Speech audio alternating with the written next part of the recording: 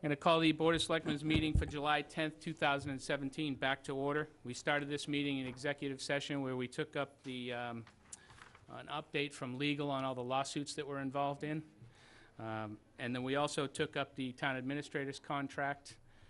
Number 2 that's listed on here is to consider purchase and exchange of real estate in the campgrounds in Harwich Port. We've decided to delay that for 2 weeks, so that'll be back in 2 weeks. On the town administrator's contract, we didn't take a vote, but we did, by consensus, agree that we were going to pursue a 2-year contract extension with them. So we will be discussing that in the next 2 weeks, and we will be back to you with that. So, as required by open meeting law, we are informing you that we will be video, audio taping, as well as live broadcasting this public meeting. In addition, anyone in the audience that wishes to video or audio tape must notify the chairman now. Thank you. Please rise and join me for the Pledge of Allegiance. I pledge allegiance to the flag of the United States of America and to the republic for which it stands, one nation, under God, indivisible, with liberty and justice for all. Thank you. I might close this mic. It sounds pretty just sold tickets.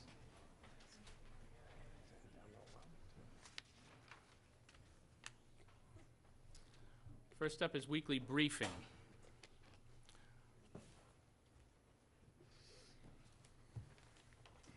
Evening, Mr. Chairman and the board, and everyone in the room and folks at home. It's with great pleasure that tonight we're issuing joint citations for a unit response. I'm not going to get into it too deep because I'm going to let Harbor Master Mondone explain. But essentially, our Marine unit responded to that very serious accident in Hyannis where the ferry hit the jetty. It was a very serious accident with many people on board. It was at night. It was in the rain. The seas were high. And as a part of the joint response, Harwich responded. They were asked to respond as part of the Marine response, and they acted with due diligence, and I'm going to leave it at that. I'm very proud of the Harbor Master and his folks, and involves Stu Smith. So if I may, I'd like to ask Billy Neeser and Stu Smith to come forward. I'd like to read a letter of commendation for that event. Where are you there? All right. Billy. Stuart, you lost? Yeah. All right, so I have separate citations. I'm going to just read one if it's okay, because much of it's the same. But letter of commendation presented to Chatham Harbor Master Stuart Smith for his actions on June 16, 2017, and presented to Harwich Deputy Harbor Master Billy Neeser for his actions as well on the 16th of June at Hyannis Harbor. Bill Neeser, Deputy Harbor Master for the town of Harwich, Stuart Smith, Harbor Master for the town of Chatham, are to be commended for their urgent and professional response on the night of June 16, 2017, to assist the passengers aboard the island ferry Ayano that grounded on the west jetty of Hyannis Harbor. Upon notification by the Coast Guard Sector Southeastern New England of the maritime emergency, Deputy Harbor Master Neeser and Stuart Smith, Chatham Harbor Master, immediately got underway aboard Harwich Harbor Master Patrol Boat Marine 77 to assist as needed. At night, battling strong southwest winds, heavy rain, rough seas, Marine 77 arrived on scene at approximately 2300 and stood by as a safety vessel while Coast Guard helicopter airlifted injured passengers. At the direction of the incident commander, Deputy Harbor Master Neeser and Harbor Master Smith maneuvered and stationed Marine 77 in close proximity to the jetty and alongside the Hyannis fireboat to evacuate 10 passengers from the ferry and then safely transport them to the Hyannis Port Yacht Club. In addition, 5 salvage surveyors were taken aboard Marine 77 and transported to Iona to check the structural integrity of the vessel. Demonstrating sound risk assessment and superior navigational skills, Deputy Harbor Master Neeser and Harbor Master Smith provided critical regional support to ensure the safety of the crippled Iona ferry passengers. Mr. Neeser and Mr. Smith's outstanding performance is highly commendable and in keeping with the highest traditions of maritime public safety. by order of Chief of the Fire Department Norman Clark and Harbor Master John Rendon. Congratulations, great job.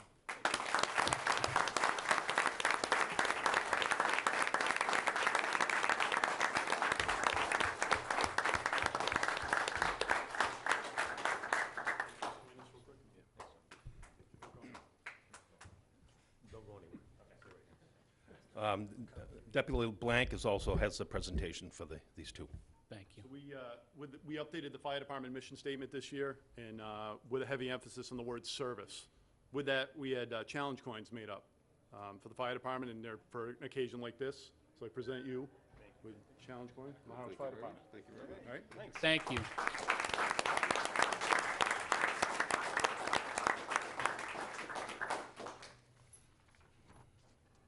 Chief Clark, could you step up to the podium, please? I have something for you to read, so you'll be quiet.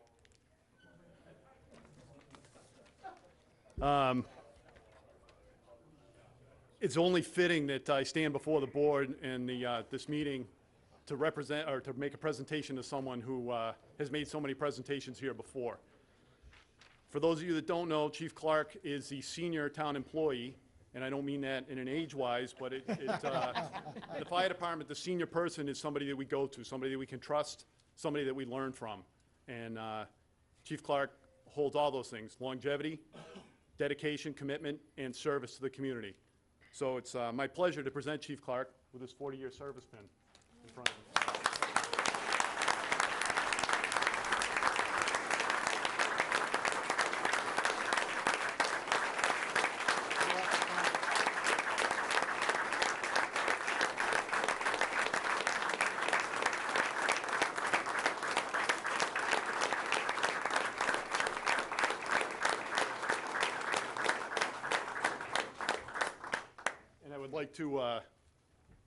I would like to point out that through some small miracle, just about the entire department is here, except for those that just went to the car fire on 137, plus some surrounded chiefs and friends. So that's an example of the respect that you've earned and the commitment that you have to the department and the community.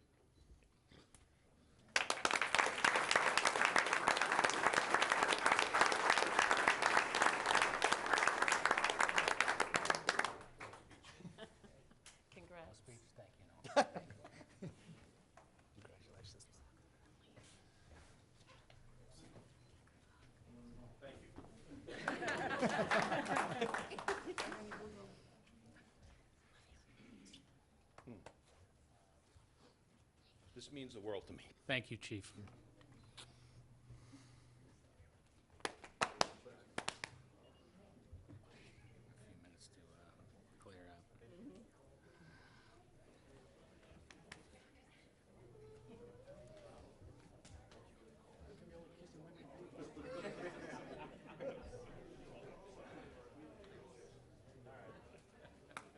You remember when we started? Thank you for allowing the Thank you, Dave. interruption. Thank you. Appreciate it. I remember meeting him. Any of the weekly briefings?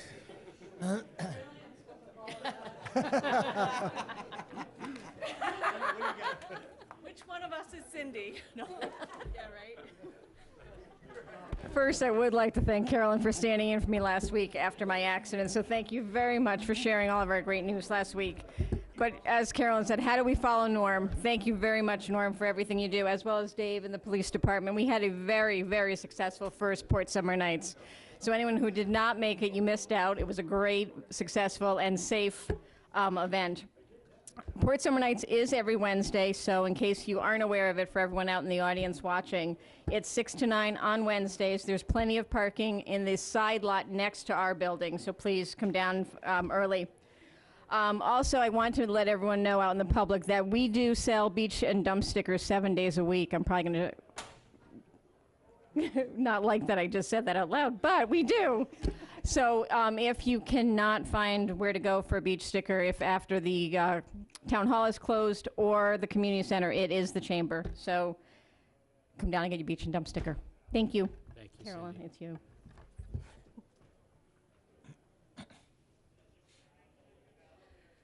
Wow, you really can't follow any of these people. So I'm just going to remind you again that we are having the first open house and open studios over at the Cultural Center, former middle school, on Thursday and Friday, July 27th and 28th, from 4 to 8, and on Saturday, the 29th, from 12 to 4.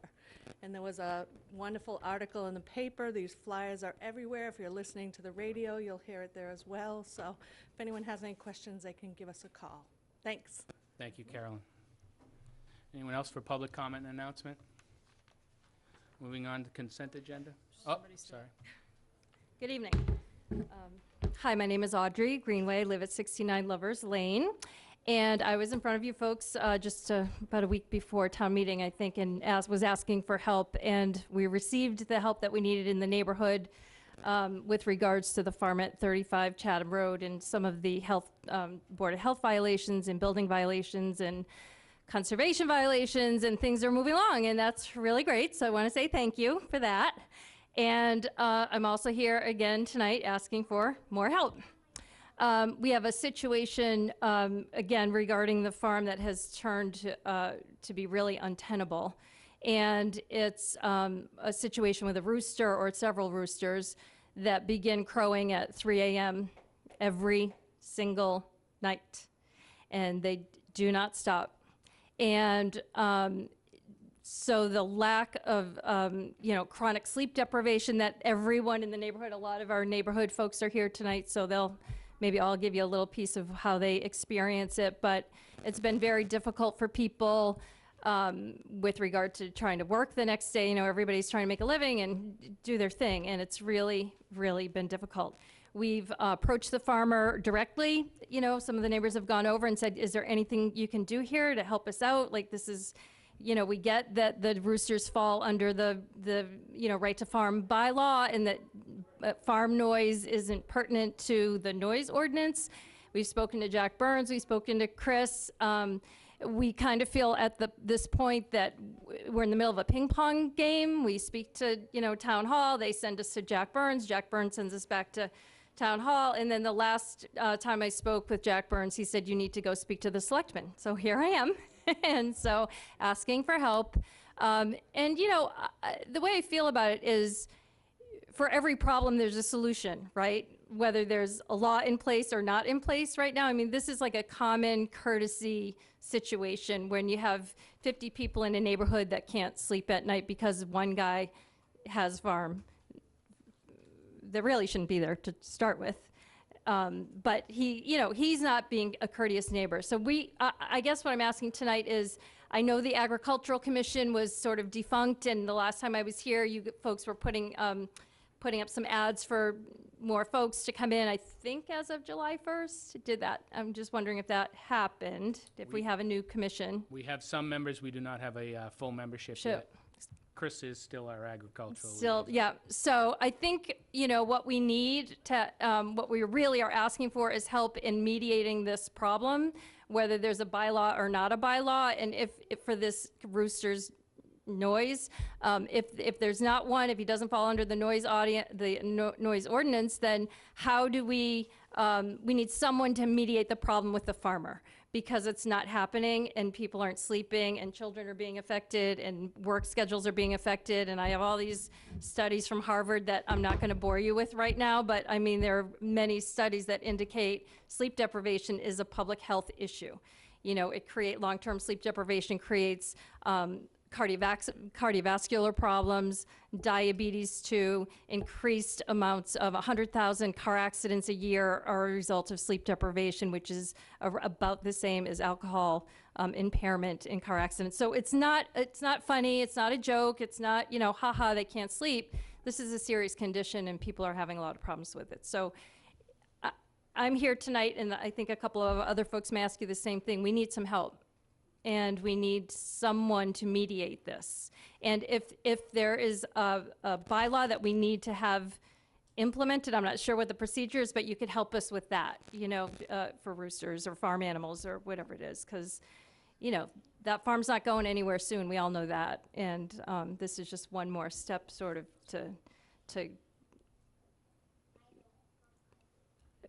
to mitigate, mediate, you know, for the neighborhood, that we can all live together in this neighborhood peacefully. And and right now, I can tell you, there's a lot of anger in the neighborhood, and, you know, it's not a good scene. Thank you, Audrey. I'm going to let Chris comment on this. The board cannot comment on this because it's not on the agenda this evening. Chris? Thank you, Mr. Chairman. Just in terms of this issue, I think I spent some time on the phone with one of the neighbors on Friday, if I recall, and I did make a commitment. We had a little bit of an issue in terms of regulations are going to limit us to what we're able to potentially do.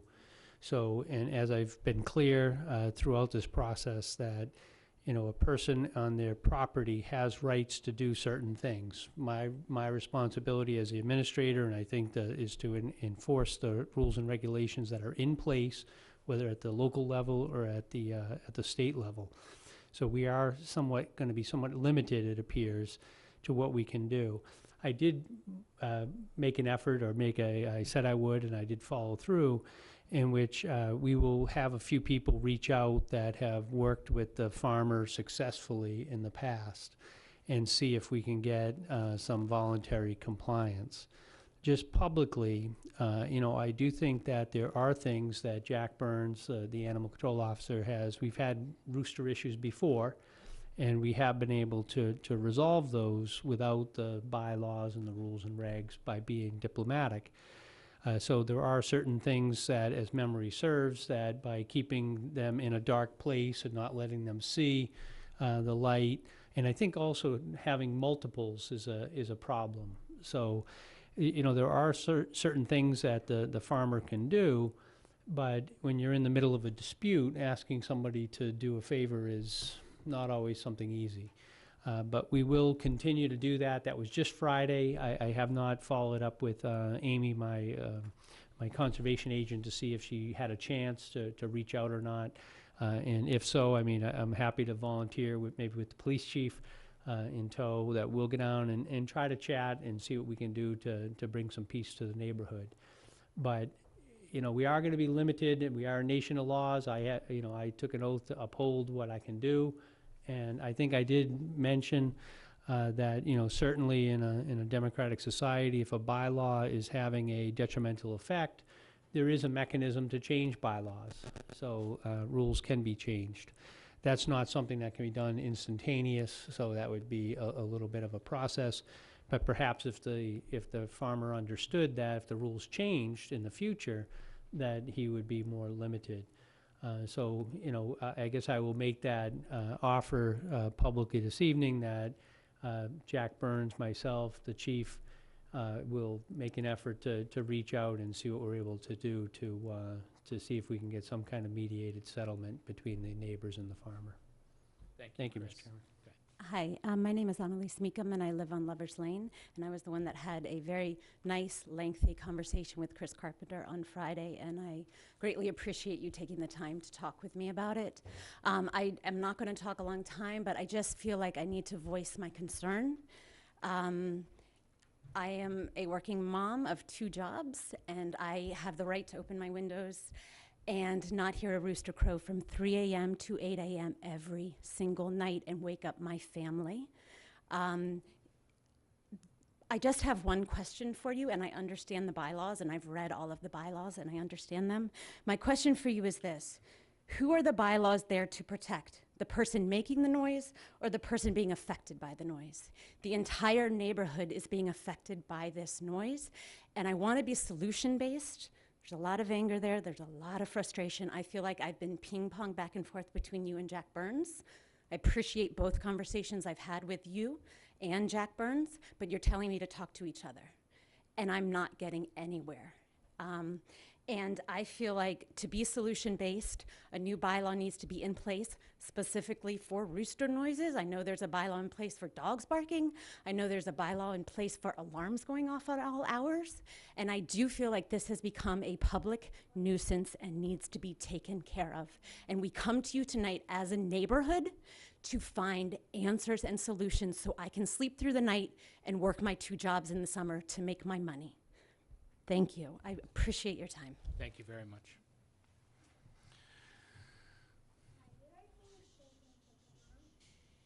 My name is Pamela Rodriguez, and I live at 75 Lovers Lane. I, too, am impacted extremely. I'm in a butter directly behind Mr. Vaprino's farm. I've spoken to Chris before. I've called the police. I've called the animal control person. I've done everything I'm supposed to do to try and protect my sleep, my livelihood. But I don't know if you realize it, Dorothy, but we're not in Kansas anymore. This is not 100 acres of property that you can do whatever you want to do. This is a 2-acre land, which he says he has more, but I don't think most of it, it's my understanding, isn't actually workable. So we're talking about a farm in the middle of a small residential area. We're not talking about 100 acres of property where you can do what you want to do. I mean, if I have to abide by noise regulations for my dogs, for my music, for whatever else, I don't understand why he is allowed to do this. I have lived in that neighborhood for 20 years, and I am appalled at what has gone on with that farm from the day that he started to this moment now. Now, my livelihood is being affected by this. I work 10 hours on my feet every day, and some days I go to work and I'm dragging home. That's not right. I pay taxes in this town for 10 years. He's been in that neighborhood for a couple of years, and all of us are at our wits' end. And I would go over and knock on his door, but then that would be threatening him. It's not my job to fix this. It's all of your job to fix this. That's why you're an elected official. That's why we have police chiefs and animal control people. It's not for me to do. I've done my part. I call, I complain, I'm respectful. I've done everything I'm supposed to do, and I'm still not sleeping at night. And just so you understand, roosters don't just crow from 3 to 8. When I got showered to come here, I have an outdoor shower, he was crowing in my backyard.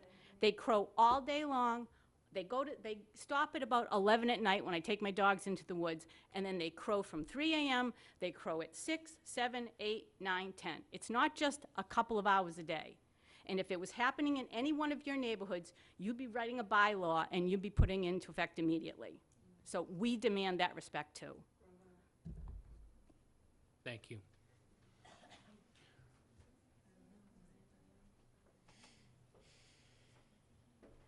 Well, hello. I have nothing prepared because I didn't really expect that I would speak. I'm Joanne Bell, and my husband is Bob Bell, sitting wishing I wasn't going to say something. He's such a dear. Minister that he is, the Reverend. Peace at any price. But no, I don't have peace at any price. There's the emotional, there's the mental, there's the anxiety level, there's the ditto upon ditto, agreement with what everyone has said. But I only came up here about 2 weeks ago. We hope to retire within the year, full-time. But we've had our house on 69. I'm 69 years old. Hello. Because I've been talking with Audrey. 53 lovers. And just love it, enjoy it.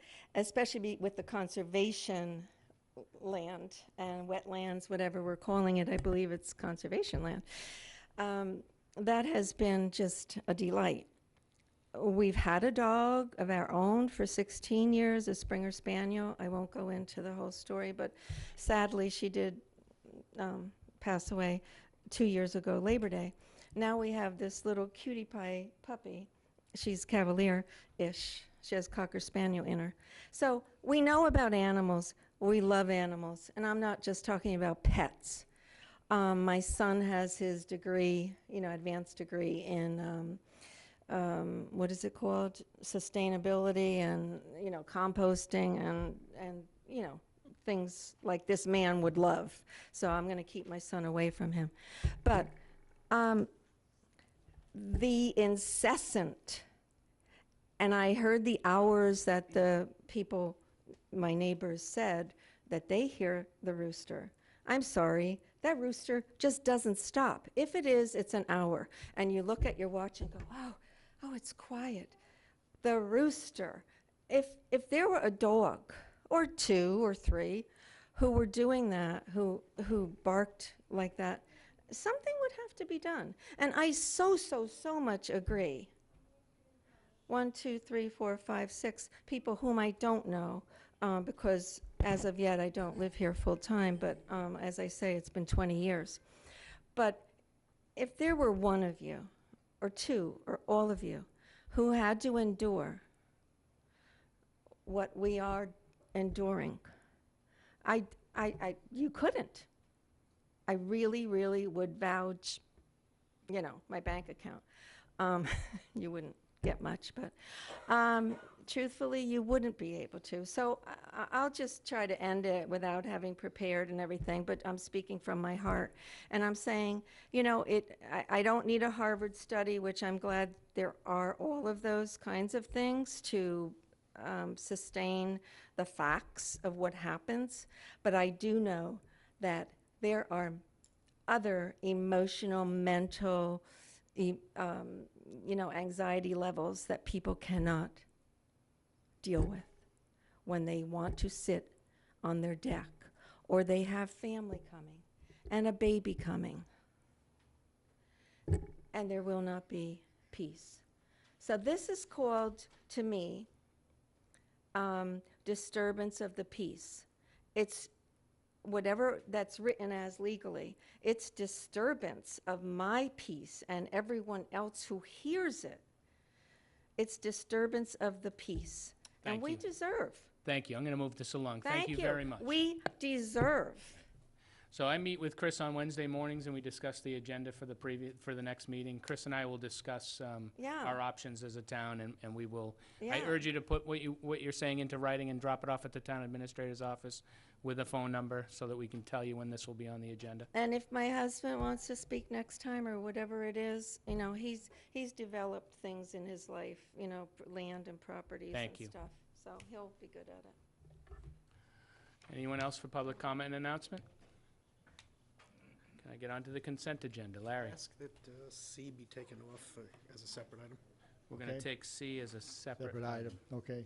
Mr. Chairman, I move we approve the following consent agenda items. A, approve annual police appointment of Officer Ryan Fazzino. B, approve application for one-day entertainment license for Cape Verdean Festival and waive the $25 application fee. And C will pull. Second. Moved and seconded to approve consent agenda items A and B. Any discussion? All in favor? Aye. Aye. Aye. C, you want to take that one? Yeah. My purpose in taking this off isn't to actually oppose it. It's just, I wanted to highlight something that I've been talking about for several years. Hey, Don, actually, hold on one second. Larry, will you go ahead and I'll read go ahead and make C? the motion then, and Yeah, then you can. Okay. discuss make it. the motion. I move consent agenda item C, approve request for one-day beer and wine license for Harwich Cranberry Festival. Second. Moved and seconded to approve consent agenda item C. Any discussion? Don? Thank you, Mr. Chair. For several years, I've been looking at this. I held a packaged goods store license for a number of years. If you have, the irony is whether you've got a seasonal or a full-time license, you have to be vetted. There has to be a public hearing. There has to be a notice of a public hearing. There's leverage because that's your livelihood. If you mess up, they can suspend your license and you can't be in that business for the duration of that.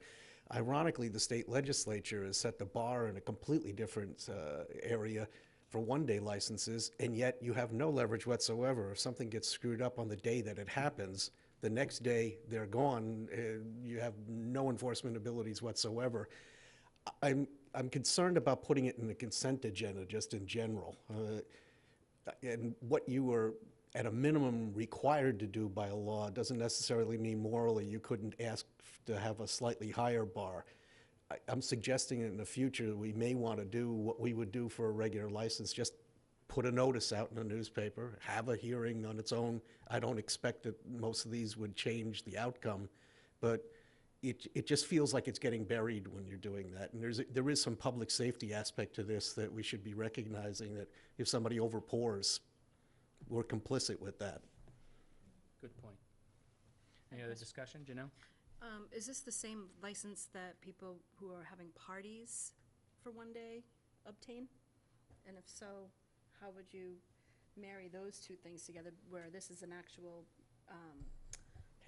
like a retail environment. Chris? Yeah, I think, through you, Mr. Chairman, that's exactly the differential. When you sell to the public, a one-day liquor license is necessary. If you're in your back of your house and you're doing a function and you're not selling, then that's not required to have the one-day liquor license. So what facilitates this is because it is a public function and they want to sell alcohol to the public. So what is it that people sometimes are getting when they're having weddings, or I know Leo Kakunas, for instance, got a permit, For the band. He actually got Just entertainment. entertainment, yes. not alcohol. Not alcohol in that case. Any other discussion? All in favor? Aye. Aye. Thank you. Moving on to public hearings and presentations, so we have National Grid for a Mid-Cape Main Replacement Project update. I know Bill Sioka's here, and Brad Wheeler. And I'd like to publicly thank both of you for coming and keeping us updated so often on this project. Thanks to the town, and thank you to the board for having us.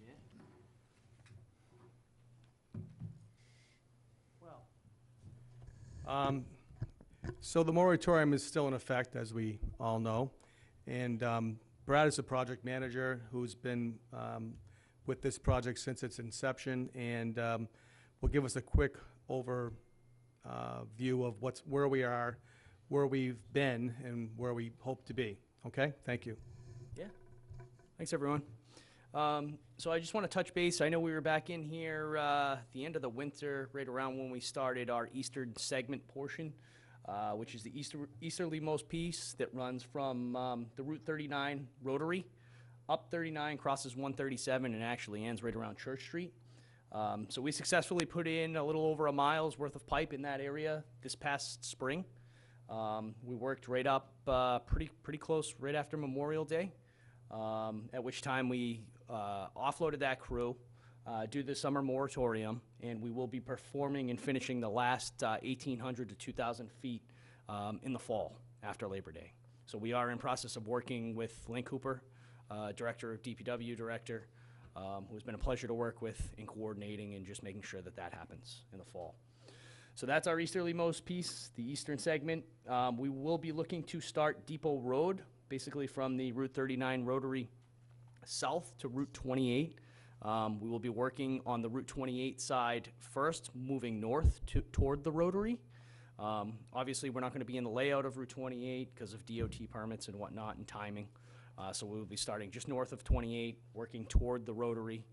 So we're hoping to get out there in the very near future. The rest of the crews, we're going to kind of lie low in Harwich beyond that for a good portion of the summer months. After Labor Day, you'll probably see just an increase in the amount of crews coming to work based on the current resourcing that we've laid out. And we'll kind of hit some of the more busier traveled routes kind of off-season due to traffic concerns and a bunch of coordination that we've been performing with Harwich Police, Harwich Fire, Harwich DPW, who've all been a pleasure to work with. So it's kind of where we stand and where we're going. Thank you. Anything to add? You all set, Bill? Good. Questions from the board, Larry? Did I understand correctly, you'll start on Depot Road this summer, or that's affected? We even are though looking it's a to start the moratorium? summer on Depot Road, yes. Okay. So that you can do even with the moratorium, the summer moratorium? That was one area that they identified that we could work through. Yep. The town of Brewster and the town of Harwich were very gracious in allowing us to do some work in their towns. He chose Depot because of the wideness of the road. Certainly, that road he felt as though would be something that we could do with minimal traffic mitigation. So, yeah, they'll be doing some work on Depot and then heading up eventually into Brewster from the northern section. Thank you. Julie? So could you give us an update on when you think that the completion of the project will be done? Sure. So right now we are targeting a summer of 2019 fully completion. We do hope to have a majority of the pipe installed by the end of the calendar year on 2018, at which point in 2019 we would be commissioning the pipe, performing a lot of the tie-ins, pushing gas, those type of activities, which do take some time. before we're fully commissioned in the summer. And I think I probably know the answer to this, but the staging area for any future projects, should we ask you where that will be? Because I know for Route 39, we didn't know it was going to be Austin Yes, Road. I can be fully open with what we have. So far, yes. RH White is the contractor. They're out of Central Mass, more specifically out of Auburn, Mass. Been in business well over 100 years. Very reputable contractor. They do a fairly decent amount of work for us. Have been one of our qualified contractors for years. They have identified right now 3 areas. One's Mr. Paul Cuddy's property, right off of Route 39. I believe it's an old sand pit, kind of buried in the back. That area has been identified. The other area is Robert B. Hours, right at his staging facility. It's the Harwich Dennis line, right off of Great Western. They are kind of staged out behind him in the back there. And the third facility, they are located at 357 White's Path in Yarmouth. It's another one of Robert B. Hours' staging areas. He's got a little shop there. So they're off almost the intersection of White's Path and North Main Street, right there at the end, which they have some pipe staged at currently. You're welcome. As far as Depot goes, with the permission from Chris and from Link, it's been determined that we can stage some piping on that road within reason. Certainly, it's been cleared through them, so that would not create any kind of a hazard or any difficulty for anyone traveling.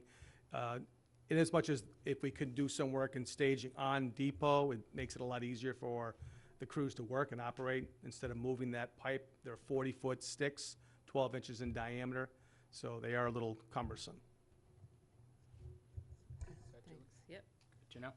So the bike path from Harwich Center to Chatham crosses Depot toward the south side of Depot, and it's well traversed. So I'm concerned about that. How how long would it have to be closed? Would it have to be closed? I imagine it would, because you can't really have people going around open gaps in the road, right? Yeah, so we are planning on detouring it. We are not planning on officially closing the bike path. We will be working with Lieutenant Considine on a detour around the construction area. Okay. In that location. It has already been identified by the police. We've already had those discussions. So we will be vetting out a pattern for the bikers to safely get around the area of excavation. Great. We did meet with the Harwich Police Department. Lieutenant Considine's been amazing as far as coordinating detail work, and he pointed out your very thought that that's a real traveled bike path area. So we talked about that, and detouring seemed to be the best option. Great. Thank you. Yeah. Don, all set? Chris? Actually, I do have one. Last week, I had a meeting where we talked about our sewer operations. We're going to be commencing a sewer operation. I know that you guys are doing some temporary paving, in terms of your putting it down after you put the pipe in.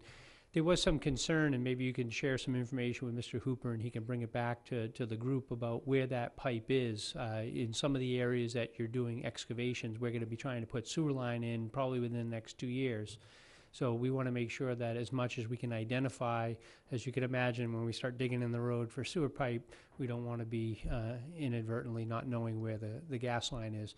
So if you guys could kind of prepare to have as-built submitted to the town, so we have a fairly definitive, that would help us on the sewer project. Absolutely, and that certainly should not be a problem, Chris. So what we have done is we have, I believe it was Dan Pelletier from the Water Department did contact us about a fully IFC set, issued for construction set. We did provide him electronic copies of those. Okay. So we do have the proposed locations on where we would be putting that pipe. We do have a fully vetted survey company that is out with the construction crews every single day, shooting every single inch of that pipe as it goes in the ground. So we will be able to provide some sort of as-built as requested. Thank you. Thank you. Julie? I just had one other question. I'm sure the answer is yes, because you did a great job last time. But you've met with the schools in terms of the bus routes and all, because it'll be after We have. the holiday. Yes, Delahunt Group is our outreach. We did that for the 39 project, so we have yet to meet with them again, which we will, for the depot and the remaining part of Harwich. Actually, thank you for reminding me, because the Delahunt group did not disperse any information to the abutter. You know, there was supposed to be that outreach, and we got the letter the day of the project. So I would just ask that you make sure that they get that information out, because that was definitely a problem. Yeah, he was out last Thursday and today on Great. Depot and side streets on Depot. Great, So I thanks. apologize for that Thank snafu. Thank you. Matt Hart? Yes, Mr. Chairman, thank you. Matt Hart, 2 Samoset Road, in the corner of Queen Anne Road. In that 2-mile stretch of Queen Anne Road, there are 44 holes that were dug back in April. When are those going to be smoothed off? Is that a National Grid issue? Is that why Well, you're it's asking? they Are you dug talking that. telephone poles, sir? No, no, this isn't the ground, in the road. Hang on one second, Chris. Yeah, go ahead. actually, I think, Matt, on that, the town, in order to get out of the way of your guys coming in to do work, we went in and we did drainage structures. So we wouldn't go in and do anything until they come in and finish the gas lines, and then they have to let it settle and it'll be rebuilt. So it is going to be a period of time, and from what you're hearing, probably a year. If there are certain ones that need additional patch, please let me know, and we'll get that down to DPW to see if we can have the contractor come back and patch those. Thank you, Chris. Thank you. Anyone else on this? Just one thing on, I know that you guys are doing the gas work and, you know, thinking about the school buses.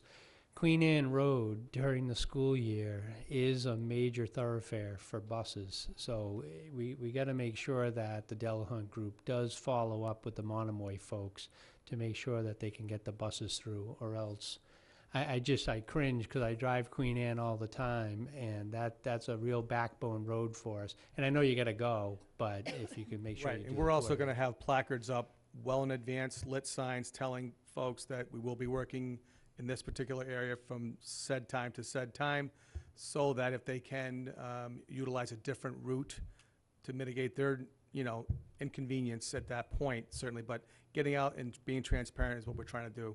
Apparently, we didn't do a great job, but we'll make it right the next time around. Now, you realize it's televised, right? So you're going to be held to that. Thank you very much. Thank you for the update. Thank you very much.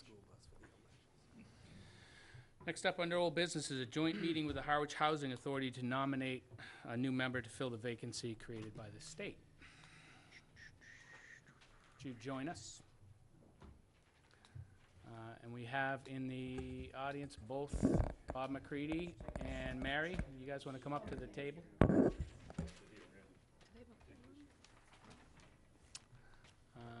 Yep. Again, Mr. Chairman, I think just as a reminder that the board has to call a joint meeting, so, and Yep. then take roll call, or not roll call, but just open them up. So this is a continuation of a meeting that we started on, I believe it was June, where is it here? June 19th. At that time, we agreed to continue it until now, where you were having Mary come in and you guys wanted to meet her and ask her questions. So this is a continuance of the meeting started on June 19th. And again, it's to nominate a new member for the Housing Authority. We have 2 applicants in front of us, Mary Mazowski and Bob McCready. Bob has served on the Housing Authority since 2000. My notes say 2008.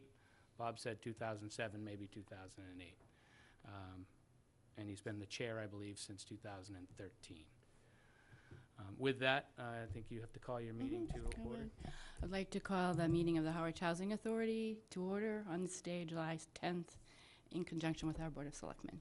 And I'm going to have my members introduce themselves, please. Randy? Yes, I'm in favor of, Your name?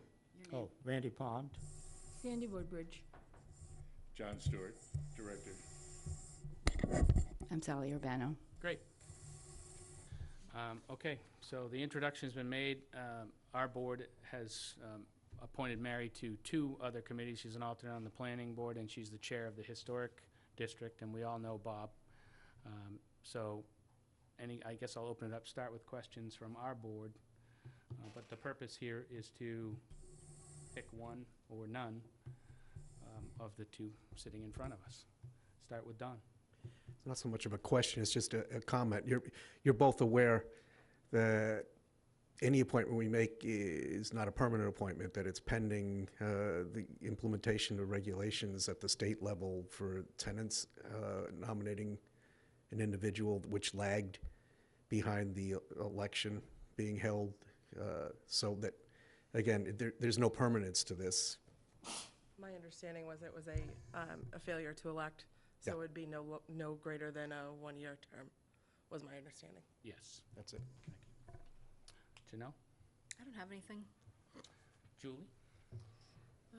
I guess, you know, based on this whole issue, like we've said, has been kind of confusing. And the fact that you just brought up that it would be a one-year term for them. Or less, right? So do either of you want to speak to whether or not, and I don't know if they can, if they would be interested in, you know, a lengthier term or such, just to get some background. I know that you've been on for a while, but I guess, Mary, I guess that question would be to you. I'm happy to serve at the pleasure of the Board of Selectmen and the Housing Authority. You know, I really, personally speaking, I don't think that's an option for the board at this point. So, you know, I'm happy to serve for the length you can appoint me. Okay, great. Thank you. You're welcome. Bob, you also? I'll just say that I was planning on running in the election that didn't happen.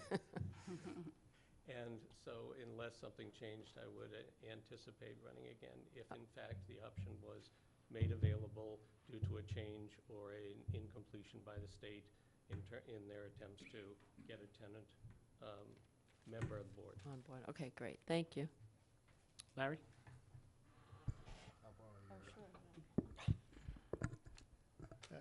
Well, first, I'm pleased that we have two people with such high qualifications seeking this position. As I think, not sure we need to ask what your credentials are, because we've had that in writing. But as I understand that we missed a vote last time, so our options are to appoint. If we do nothing, then the current member would continue till the election next year. Is that? No. No. It's a failure to elect. There is no one in that position. Are you sure about that? Positive. Chris? Yes, under the determination's been made that it was a failure to elect, not by anybody's fault. It was really the state had kind of told us they thought we should do it, then they said no, and that's created an issue. Under our under state statute, when you have two elected bodies and you have a vacancy, then you convene the two bodies to get together and fill the vacancy, which is what's being done tonight. Okay. I misunderstood that then. I thought it would postpone. Okay. I have no other questions. Thank you. I'll turn it over to Sally. I'm going to start with my members first. Any of you?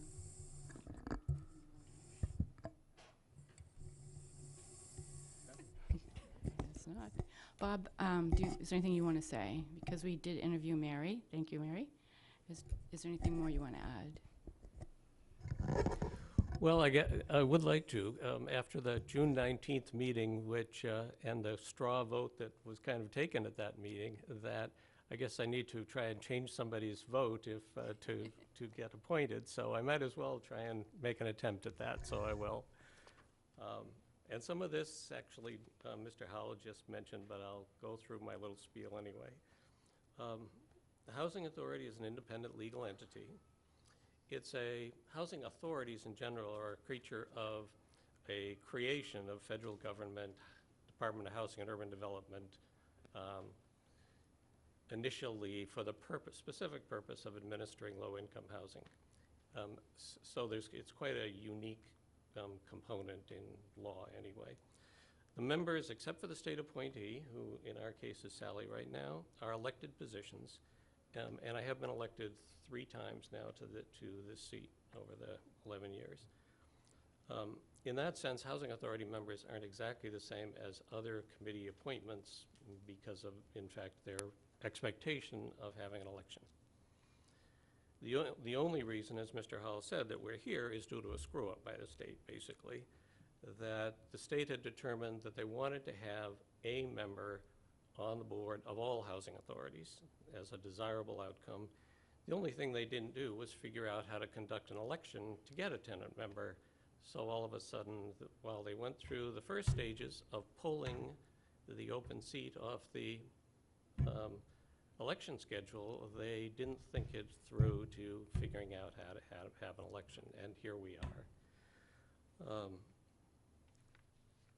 The state is still interested in trying to get a tenant member to the housing authorities, again, as Mr. Hall indicated, and that they may or may not figure out how to do that in the near term or in a later term, but it's still a goal that they would like to achieve. What that does, though, is make this position, again, as Mr. Hall indicated, not really the same as the kind of appointments that you deal with when somebody resigns in the middle of a term, and sometimes that the people who are then interested in learning about the committee involved in a short period of time, maybe a one-year appointment, something like that, and they can kind of decide whether or not this is something that they're looking for a longer-term appointment to. In this case, it's such an odd stub period appointment that it really is not exactly the same anyway. The point was made at the June 19th meeting that in terms of that straw vote, that people were interested in getting, I'll call it new blood, new members to the various committees, I guess, including the Housing Authority, the way that went. And what I wanted to indicate was that the 4 other members of the current Housing Authority, that the longest-serving one was appointed in March 2015, and the other 3 were all appointed in calendar 2016. So it's a pretty new blood housing authority as a matter of appointment already. It was also, I happened to think to check, because that June 19th meeting, there was also on the agenda a set of reappointments to various committees. And so I went back and looked at that list, and there are a number of people on that list anyway that were reappointed as a matter of course in that reappointment list that have been serving for quite extended periods already. So it's not like we've got we're just dealing with longer term service in some other manner. So to summarize that, the Housing Authority is a very new housing authority from a membership of the 5, relative to the 5 people. And I think, and it was indicated by the group when they commented at the June 19th meeting, that my experience for this during the course of this short term would be beneficial to the other Housing Authority members.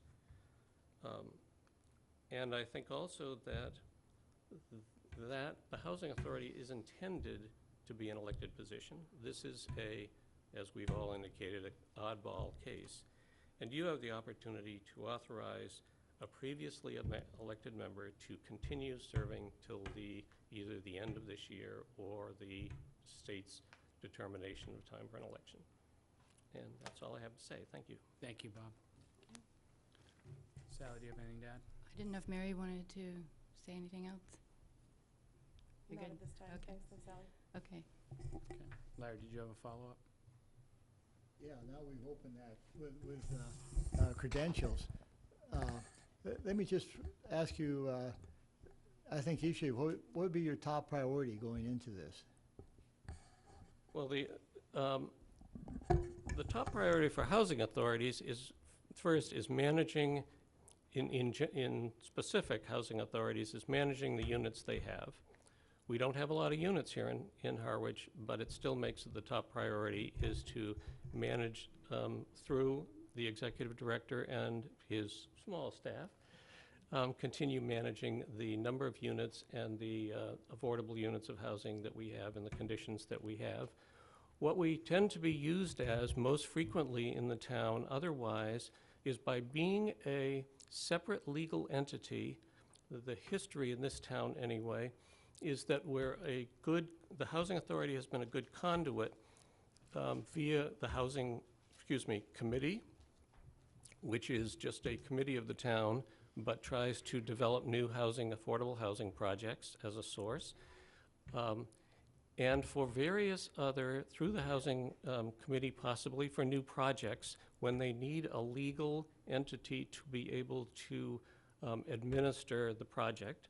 That was the case in the case of Thankful Chase, which some people may remember the development on the Main Street extension of 12 units of affordable housing a few years ago. That came through the Housing Authority. The came from town land, and then the Housing Authority RFP'd the project and got it built. That's at least a project development example. We've also been used in the context of community preservation related housing projects as a source and as an administrator of funds for again, because we can do so, of affordable housing monies.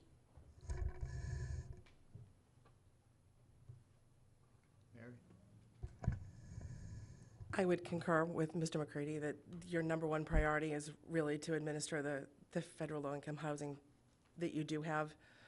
Anything else you can do to increase the affordable housing is certainly welcome and is needed. It's the reason that I had originally said I would be interested if and when there was a vacancy on the authority.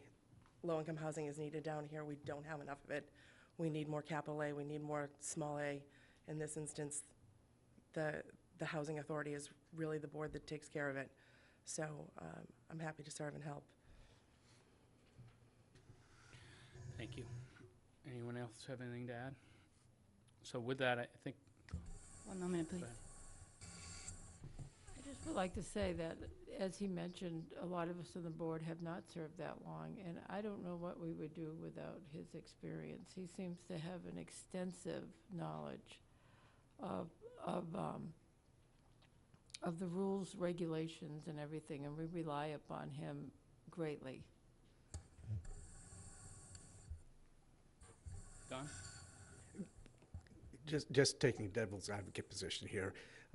It's not an appointed committee, as Mr. McCready has pointed out. The vagaries of things are somebody terribly popular ran and didn't have any knowledge. You'd be serving with them, because that's exactly how it works. I mean, at least in this instance, we're vetting people in terms of their interests, their background, and what they feel like they want to do with the position, but that doesn't always happen with an election. Janelle?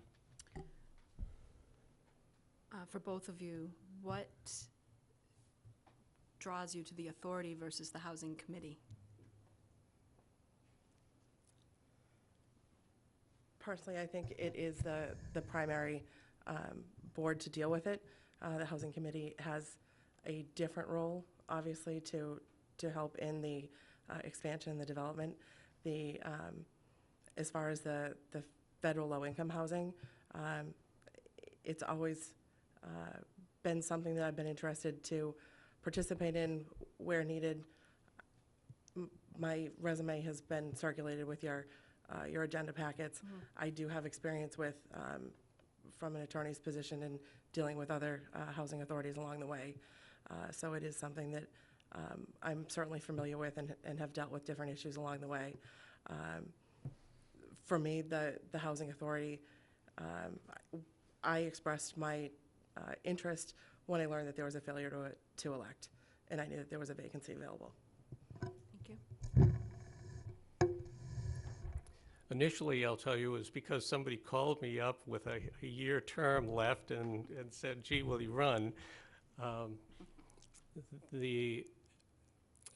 Since that, I think probably the biggest distinction that I draw, and perhaps is most interesting directly, is all of the fact that as a standalone legal entity company, it has its own books, it has its own cash, it has its own it's a regulated entity by the state, and all of those details for me, with a background in finance and affordable housing finance, is particularly interesting. So only one of you can be appointed tonight. Would either of you, both of you, I want to know your answer, would you consider the housing committee if you don't get appointed to the Housing Authority, and why or why not? And I'm just going to give you a little bit of why I'm asking the question.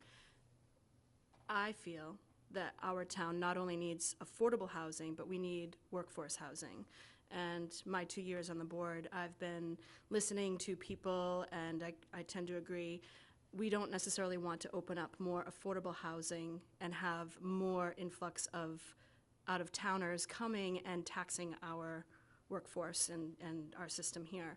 So to support people who already work here and already live here, but maybe, are paying very high rent or whatever it may be, I feel our housing committee should be charged with helping to solve that problem. So, for you, if you were not appointed tonight, would you consider the housing committee? Is it something that interests you as well? I can say yes, I'm happy to serve where the Board of Selectmen chooses. I'm here full-time. I believe in participating. It's the reason that I volunteered for the other two roles, the Planning Board and the Historic Commission, so I'm happy to serve in either role. Yes, I would. I agree wholeheartedly with what you're saying, that the housing and affordable housing, but the housing issue in general on the Cape is, and here is in quite desperate straits. Thanks. Mr. Chairman, one quick thought from the authority's point of view. Simply speaking, it's going to be a disruption to our board, and with that, if there is an influx of a new person, that's for a short period, another intrusion. I just think maybe we need to think about that too. Thank you. So, my comments were some that Bob talked about. Very rarely do we have two people that want to run for a committee, period. I mean, usually it's you get it because you're the only one that showed up.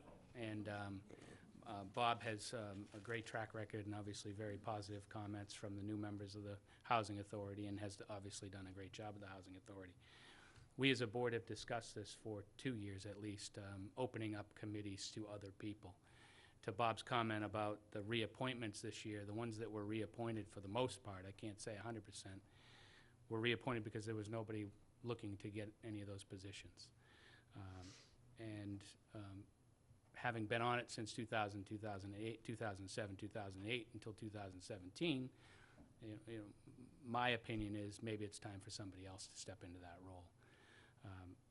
Sally went the other way and got on as a state position, but everybody that gets onto a committee is new. I was new to the Board of Selectmen. I was new to the Middle School Repurpose Committee. So everybody's new when you start someplace.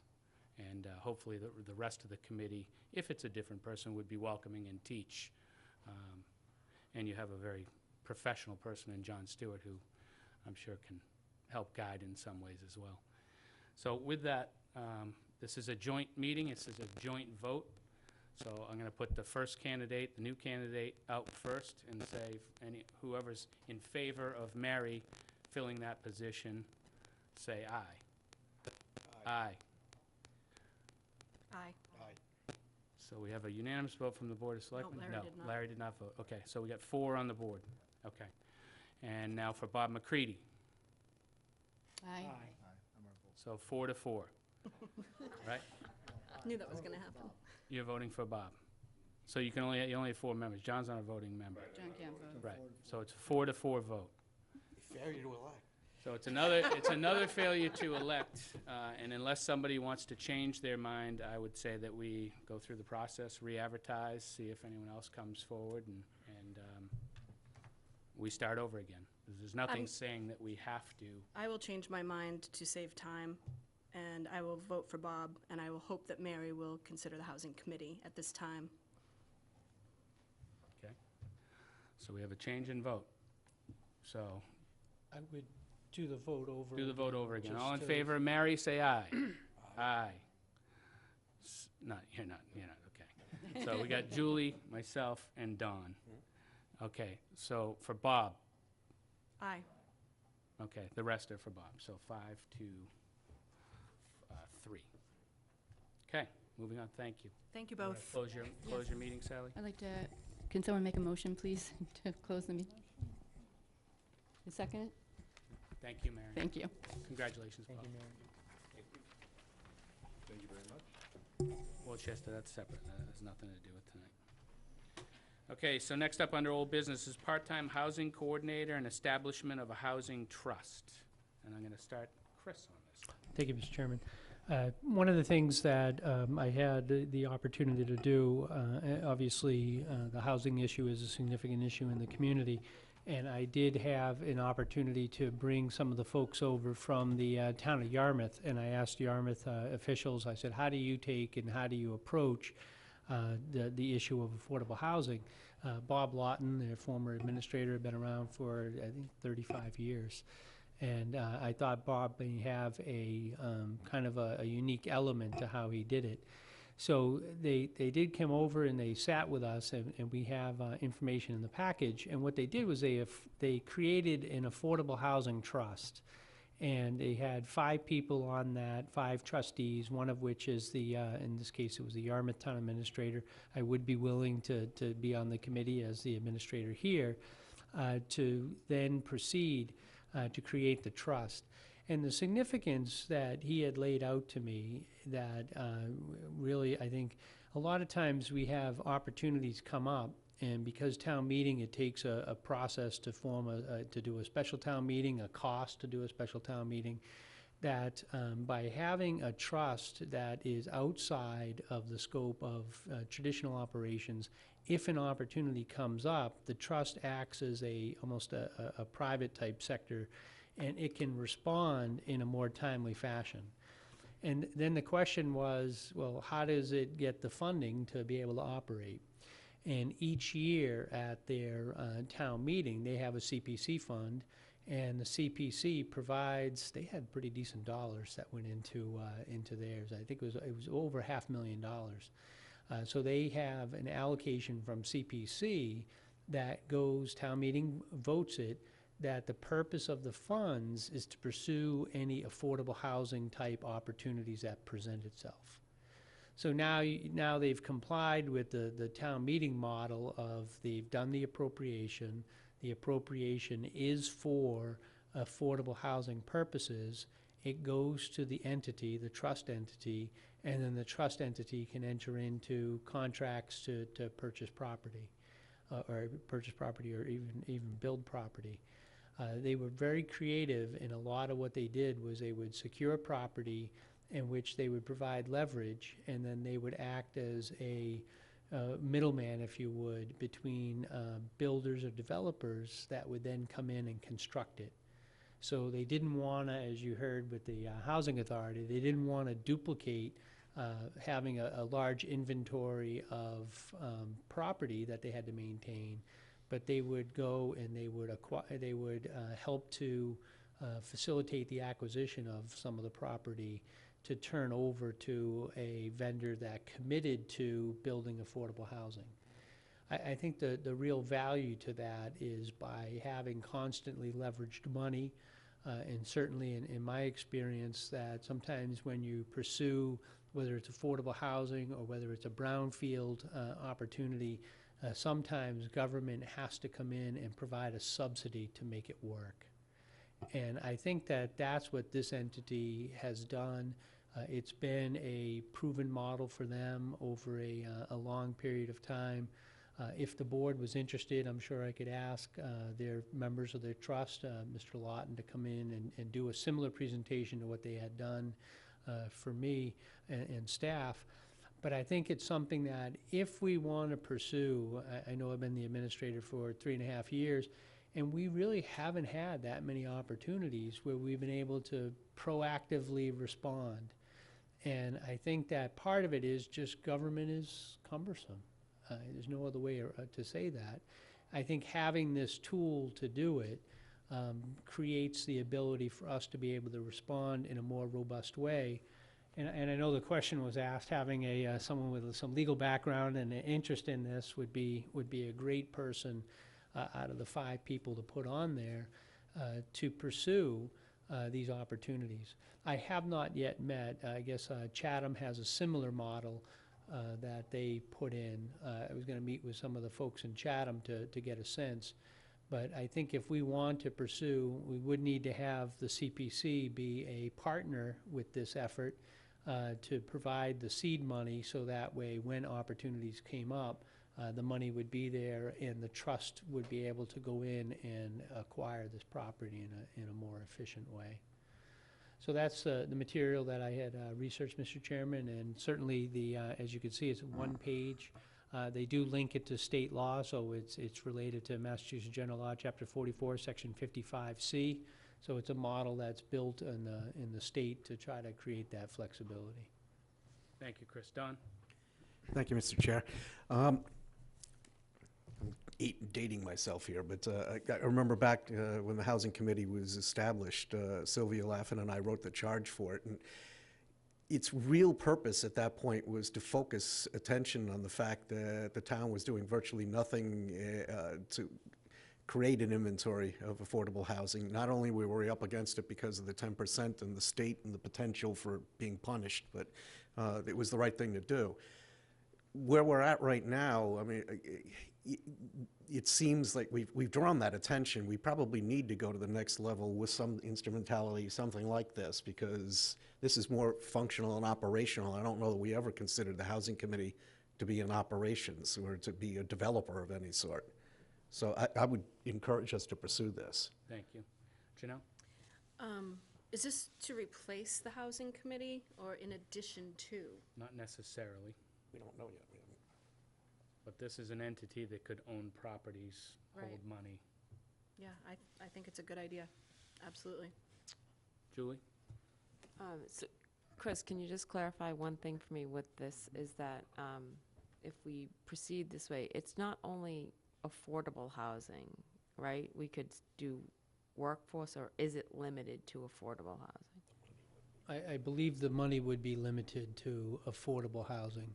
But I think the one thing that would be interesting in this is, as this group establishes relationships with builders to come in, then there would be other opportunities, I would imagine. One opportunity is if there was a town-owned parcel and the town wanted to provide a subsidy to workforce housing, there's no prohibition. And by having the administrator on there, you have looking at both purposes, that, you know, I would be able to bring back, or the administrator would be able to bring back the opportunity that we could talk to a developer and say, would you be interested in constructing workforce housing? And, you know, let's face the reality, they make more money when they build these mini mansions, or McMansions, or whatever the term of art is you want to use. They don't make as much when they build workforce housing. So how do you create that subsidy by, if the town had land that it wanted to give to somebody to do workforce housing, that it's town-owned property. That's something that the selectmen could do. So I think there would be some synergies to kind of create that, maybe not as overtly, because I think the CPC funds would limit it to affordable housing, but I think you would definitely get some synergies to do that. Okay, and as a follow-up to that, I think that, to your point, Dawn, that you know, and I'm the liaison to the Housing Committee, so I'll be getting together with the committee to discuss the new charge, and I think the new charge was really handed to us at the One Cape, which was, we need density and we need to change the zoning bylaws. And that goes in accordance with what you're saying, Chris, in the sense that if it allows us opportunities to identify, as in the housing plan talks about, creating those types of relationships, and to figure out ways that the town can work cooperatively with, you know, builders, developers, whatever we have to do, so that we can create workforce housing while also having funds to create more affordable housing. I think both of those things are necessary, and I think the fact that our housing plan calls for it, and the One Cape, that should be our new charge, is that we need to address the density, and we need to address, which that plays into, you know, what builders and developers are willing to do if they can do more. So I think that overall, as we work with the committee, you know, we need to refocus our charge. Larry? I struggle with the difference between affordable housing and workforce housing. Because in many cases, people we call need affordable housing are those people who work for a living. And so it's kind of one and the same. So I struggle with that. My other comment I'd make is that a lot of our need for affordable housing or workforce housing is a self-inflicted wound, in my opinion. We don't allow any density where it's appropriate so developers can build at a profitable basis, and we try to go to the government to straighten it out. I need to know more about this, however, on how this is going to work, and I guess my question is it would add another person to the staff, it would not. This is just getting the funds. Yeah, actually, what Yarmouth did, and I know there was another item in here where they did take some of the CPC Right. funds and they did use a part-time housing coordinator Yeah. that was part of town staff that worked closely with the trust. Okay. Obviously, you pay me to be the town administrator. I can't all of a sudden be the trust, main person. So you would want to dedicate some resources to having the legwork. But that could be part-time and shared, quite honestly, with other towns. Well, that's my point I made before. I would think this is a perfect opportunity for regionalization with other towns. And I also would like to better understand how it connects with the housing committee, for instance. Can they do that? Would part of the charge, to Julie's point, work with our, we're coming up, Mr. Chairman, where we need to ask our planning board to redo the comprehensive plan. So any input that this group would have into that would be vital as well. So Chris, this entity would be a housing trust, and it would be able to own property and expend money. It would be able to expend money. They really discouraged trying to own property, just putting it together. One thing we just got in the correspondence the other day, Pine Oaks here, and they wound up, they changed the entity, but they maintained the affordable element to it. So they've gone from like 2019 up to 2037. So here, what this entity would do is to work to figure out who is interested in coming in and constructing those private developments and putting the restrictions on there to maintain that affordability. So to try not to get into actually ownership, but to encourage developers through subsidy to create these units and then create them for a long period of time. I think that's their model, and certainly we can have them come in and they can explain their model a little bit better as well. So currently, we have a housing committee that has no money. We have a housing production plan that calls for 33 units a year, and CPC that has $500,000 or $600,000 in the At housing least bucket. 500,000 for housing. We've done no projects over the last 3 years at least. Correct. And the Hetch and Habitat project in West Harwich put us into the negative in the money that we already have. So, correct me if I'm wrong, a housing trust and a part-time housing coordinator would actually be an entity that could put in, like Chatham, they have a customary article where the money transfers from CPC bucket into a housing trust, and then they negotiate this through a part-time housing coordinator with the potential of help from a housing committee if we decide to keep it. So it's actually, instead of talking about this every 2 weeks for another year, if we explore this. Action. If we actually explore this and it's put an action together, it's an vehicle. entity that can actually do something. And Chris, one instance, and I wish Richard Waystack was here, but we got a phone call on the schoolhouse parking lot house that abuts that. And it happened to fall right after town meeting. They would have had to wait a year for us to, or we would have had to have a special town meeting, but we could have bought that house for very, very short money, solved our parking problem in Harwichport, and then created another affordable unit if we had a trust. Right. So I guess my question to the board is, do we want the town administrator to really explore this and start moving forward with it, or do we want to talk about it again in a month? Don? Well, that's actually what, Mr. Chair, the comment I did want to make is that we need to start moving forward, but we need to move forward with some knowledge. And just sitting here and being involved with HESH for 15 years, I got to say, we've been sliding back and forth as if they're interchangeable with workforce and affordable. They're absolutely not. There's a bright line under the state because certain funds are encumbered, there's covenants on deeds for capital A affordable. Workforce is a whole different Yeah, no, I story. understand that. We You just can't need to work- covenant a workforce property to say I only understand- middle-income people can get it. I understand that. We just need to move ahead on both fronts. Absolutely, but we need to be able to understand what all of these things are. So I think that the next best step is get people in here and know how it operates and have them converse with us. Let us know. Chris, what do you need from us to move forward? Well, I wouldn't necessarily ask. I wanted to just at least present the concept tonight, but I will make arrangements maybe for July 24th, or if not, the August meeting to get some more, form and function for you. We do have a slew. They provided the covenant documents, so we do have a lot of the documents, so we could put that in for the selectmen to look at. But I think maybe have a information meeting, and if the board's comfortable, we can certainly schedule this to put it on for the warrant, and let's get going on it. Just to follow up on that, and on the housing coordinator, it's our next meeting is July 24th. CPC deadline is October 1st.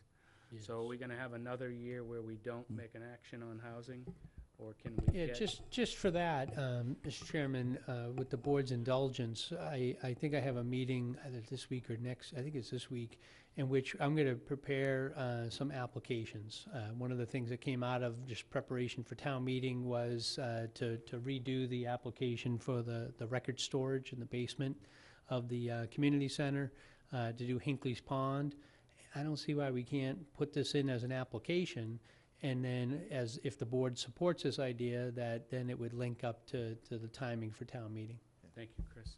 I'm gonna recognize Art Bowden. Thank you, Housing Mr. Chairman. Committee Chairman. I watched that ping pong ball go back and forth. I wondered where it was going to land.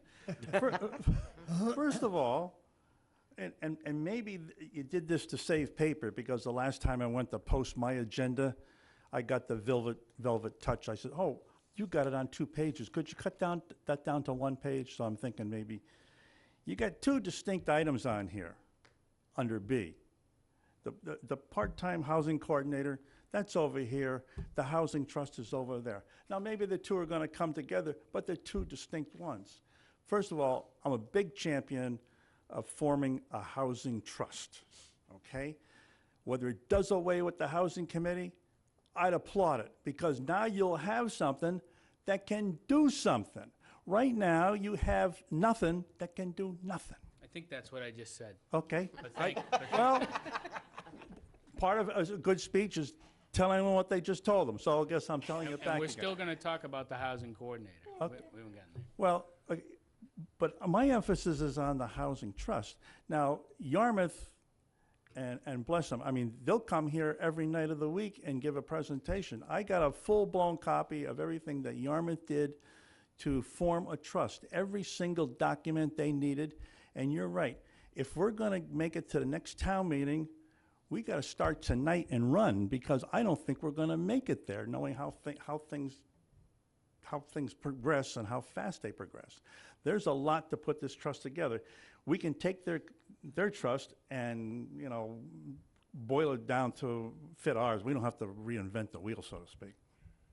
But there's a lot of moving parts there that have to be all put together and presented to the board. The board's got to vote on it, and then it's got to go to a town meeting. But then you also have to come up with your either directors or trustees, whatever the heck you want to call them. They have to be vetted. They have to be, and that's got to be, all this has got to be done at the town meeting. And then the other thing, like what Yarmouth is doing, they're getting the minimum each year, their 10%, which by state law from CPC has to go to housing. So they get their 10% minimum every year. They get more, but that's what keeps the trust afloat. Now the trust, like Chris says, it can do things. It's an entity unto itself. It doesn't have to come to the board anymore to say, well, geez, we got a piece of property over here. Should we buy that, or should we develop it, or whatever? They can do it. They're trustees. The town approved them. They can buy, sell, whatever they need to do. I mean, yeah, they have the rules and regulations. They're not going to step outside of it. They're going to still need your approval. But they can do things, and they can do it on a fast basis, where right now, we're chasing our tail around. Anyway, so I don't want to, anyone here all night long, particularly myself. But but we must look at establishing the trust. And Yarmouth wants to work with us. They're willing to work with us. We can bring them in here and pick their brain, and away we go. Thank you, Art. Okay, thank you. Don? Thank you, Mr. Chair. Just one quick addition to what Chris was saying. There's another date. The August meeting of the Community Preservation Committee is supposed to, by state law and by our bylaw, be a meeting that solicits public comment about what people want in the town for the next year, and then the process is supposed to conform to what priorities they hear from the public. So they didn't do that last year, and I'm hoping they get back to doing it, because that's the necessary component of this. It's too late by the time you start submitting applications. There's supposed to be some public input that says, yeah, we want this, and this is our highest priority, and these are other things we want to do. So hopefully in August that meeting occurs. Thank you, Don. Janelle? Does this trust have to be town meeting, or can we just create it here at the board? It's a bylaw, so it would be town meeting. Okay. What is this? There's something in our packet from the town of Yarmouth for their special town meeting in October 2011. Yeah, that actually, that piece, it was like 5 pages to that. It was just the town meeting warrant article for funding it. Oh, and that didn't get So in. that didn't get in. Page 2 or 3 was supposed to be in. Sorry about that. Okay. Julie? Can I ask sort of a side shoot of this whole discussion, which maybe it's not the appropriate time to ask, but while we're talking about identifying properties and this trust and all, could we also look at prioritizing some of those properties in our tax liens? Yeah, that's outside the scope, but we'll definitely bring that back. Larry? Nothing more. Okay. So on the housing trust, Chris, I guess we'll just... So I'll bring back the folks from Yarmouth, or bring the folks from Yarmouth to have them do a presentation. They'll come at the end of July, I mean, the sooner... I'll shoot for July 24th. Okay, and then the, next is the part-time housing coordinator. In the housing production plan, it actually made a recommendation for a housing coordinator. As Chris alluded to, it's, in some towns, it's funded by their CPC administrative account. Is this something we want to pursue? Don? I'd like to. Janelle? Yeah, I think it's a good idea. Definitely. The only caveat, I'd like to look and see if we can regionalize with other towns on it. Absolutely. I don't think it's a full-time position. Brewster's And hiring. I'd like to see it in conjunction with before we go with the trust, when we get explained on, when we learn the details of the trust, how that fits in. I'd like to say something. Could the fund be used to pay for this position rather than CPC funds? You know, the housing fund that, from the cell tower? As the chairman alluded, there's currently no funding in that that's been committed to the Habitat project. In the future, I mean, we could certainly look at that as a funding source to fund it, yes. Do we, as a town, gain about 8,000 a year from that? Was that true? I think it's north of that, but I would be kind of doing a wild guess. I thought it was 30,000. Well, I- 30,000 would pay for a part-time person. Absolutely. So, Chris, on that, I guess, look at the regional opportunity maybe on that, and bring that back the same Yes. night. But I actually would say that that's a different person than the housing trust. I mean, I think the housing trust would work with a coordinator, but whether we do a trust or not, we either stick with the housing committee that meets a lot and talks a lot and has no money, and when we don't do anything, or we start to hire somebody that can be a paid professional that actually does something. And no disrespect to the housing committee, but Art comes back before us constantly. And one more word, please? One more.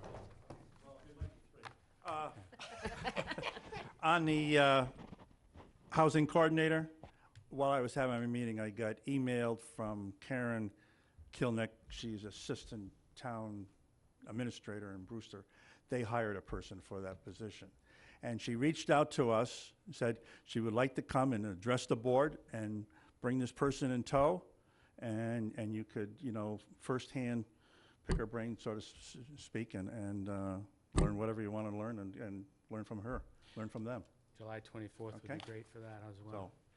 So, Thank you, Art. It would be nice if we could go to town meeting with something this year rather than delay one more year. Okay, moving on to new business, request by Mad Minnow to amend entertainment license to include outdoor entertainment. You all saw that in your packet. Chris, I don't know if you have any overview on this. Really, it's to give them what we gave everybody else in Harwichport. That's correct. Anyone have any objection to this? No.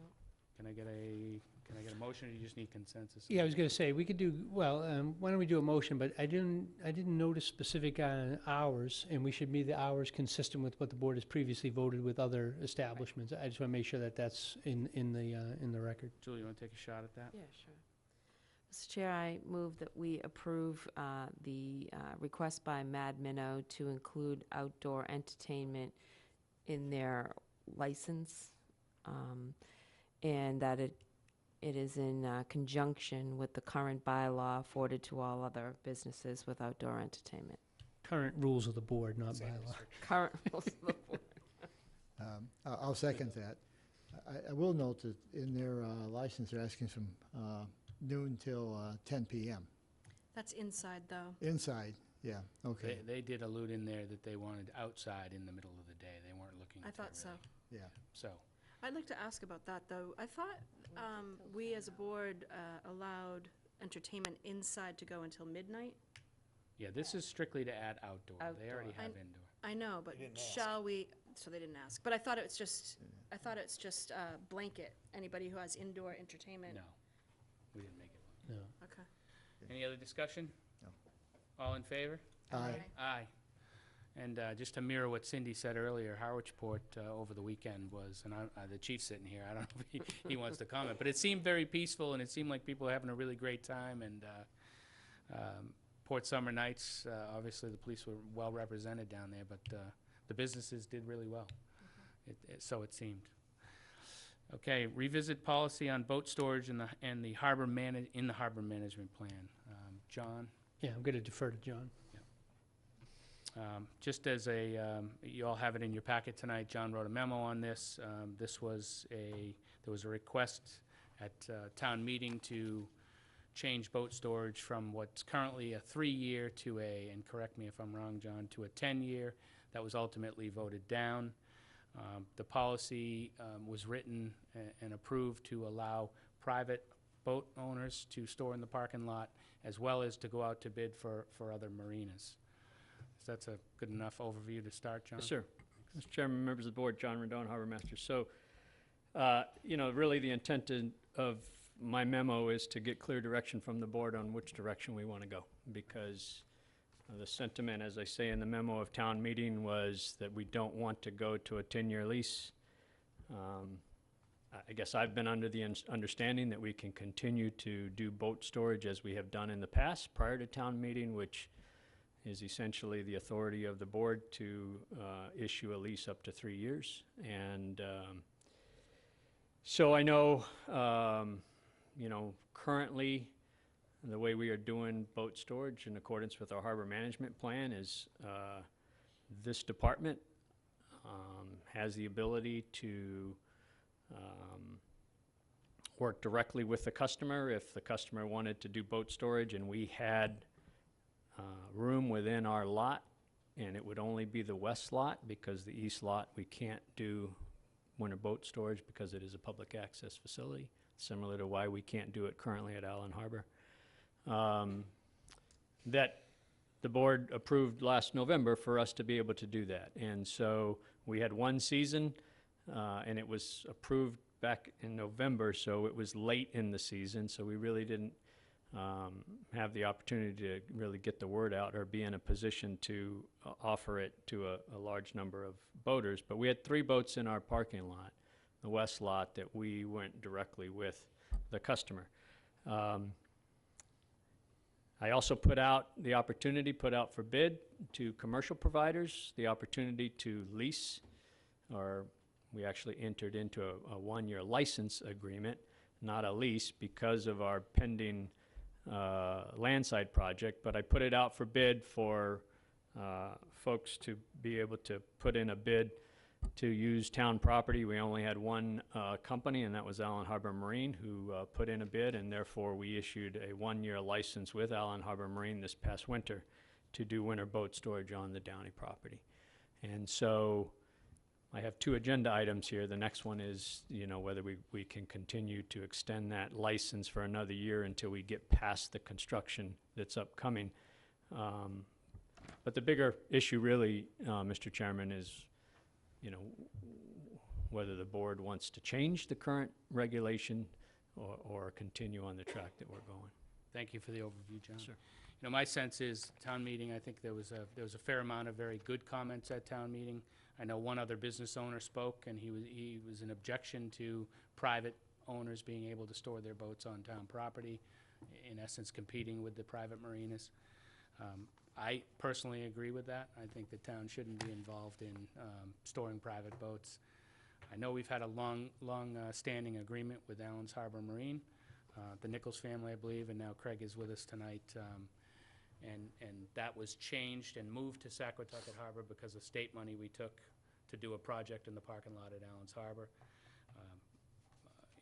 I wouldn't like to see us hurt a private business owner, and that's something that's gone on for 20-plus years, having Allen's Harbor in there, I believe. Right, John? It's been a long time. I don't, Craig So, would, yes, sir. I don't have a problem with that. I didn't hear any comments at town meeting that anyone really had a problem with that. But going out to bid and bringing in people, say, from Hyannis or other towns or other marinas is something that I'm not into. Let me bring that to Don. Why don't we start with Don? Comments? You always give me the easy starts. By design. Yeah, thanks. The only thing I would say, Mr. Chair, is that the harbor management plan, it took a long time to coalesce. There were public hearings, and if we're going to noodle around with that, I would kind of suggest that we do it in the same manner, where the public is invited into public hearings to change the plan. I feel the same way. I mean, it's a local business. I'm kind of torn. I know both businesses. There is that aspect of using the town land, but we've been using that town land for a long time, whether it be at Allen Harbor or now we're offsetting to the Downey property, but essentially we've been doing this for years. And as I said, I mean, I don't really want to change the arrangement unless it's done carrying the public along with us, because that was an arduous process. I think Mr. Hart was integral to that. It took probably 2 years to get that done, but there were tons of hearings. So if we start changing it, I'd like to have the public along for the same ride. Janelle? I think we should continue offering 3-year agreements, licensing agreements.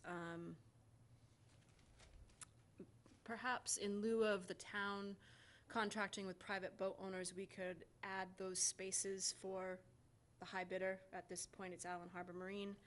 And I understand Mr. McCaskill's idea of not going out to bid with other town entities. Maybe we could keep it just to local Harwich business owners in the future. I don't know if that's legal, but we could maybe do that. And we're not doing the 1-year license agreement yet. That's it for now. Julie? Yeah, I think that I'm in favor of keeping the 3-year agreement, you know, the license. I also think that this could be a good test because we've already done 1 year. And so we give them the 2 more years. And then maybe we revisit it then in terms of, I know that there was, you know, opposition to having the boats there at that particular spot with the harbor being done, the project on the land side. But I think that we should continue. I also think that, you know, I like the idea of limiting it to Harwich if that's possible, but I would also say that it was opened up to others, so I don't see it as hurting businesses. If they wanted to bid, they would have bid. And if they don't want to bid, that's okay too. But, you know, if we could limit it to Harwich, that'd be great. If we can't, I think that's still an opportunity, and a 3-year lease I'm in favor of, so. Larry? Yeah, me too. In favor of the 3-year lease. In looking at the map you provided, John, you're actually looking at 3 different areas, and so you could provide opportunities for more than one bidder to bid on. In other words, you could satisfy both Allen Harbor and Harwich Port boatyard with how you lease for 3 years at a time. Is that correct? So that was part of the issue we had at town meeting was, you know, the competition phase. By having 3 portions, you can work with that. Am I correct? That's correct, for that period of time. Once we have the landside construction project complete, I see us having two spaces within the Downey property, not 3, to be able to accommodate 2 different commercial entities. And frankly, as I think I stated in the earlier memo that I submitted to the board when I was asking permission to enter into boat storage, my preference is to be able to lease the land and let these guys store boats. I mean, I don't necessarily want to be in the business of boat storage, but I only had one person or one company put in a bid, and so I saw we're going to have space available, and frankly, I thought it was an opportunity to generate some revenue to help pay for some of the projects we're doing. So, you know, if there's 2 or 3 companies and we can accommodate all 3, then I would recommend that, and I don't deal with the boater, but I think there is a need as well, and you know, I have boaters coming up to me asking if we're going to do winter boat storage because they don't have a place to put their boat. And I know at town meeting it was communicated that there was available space.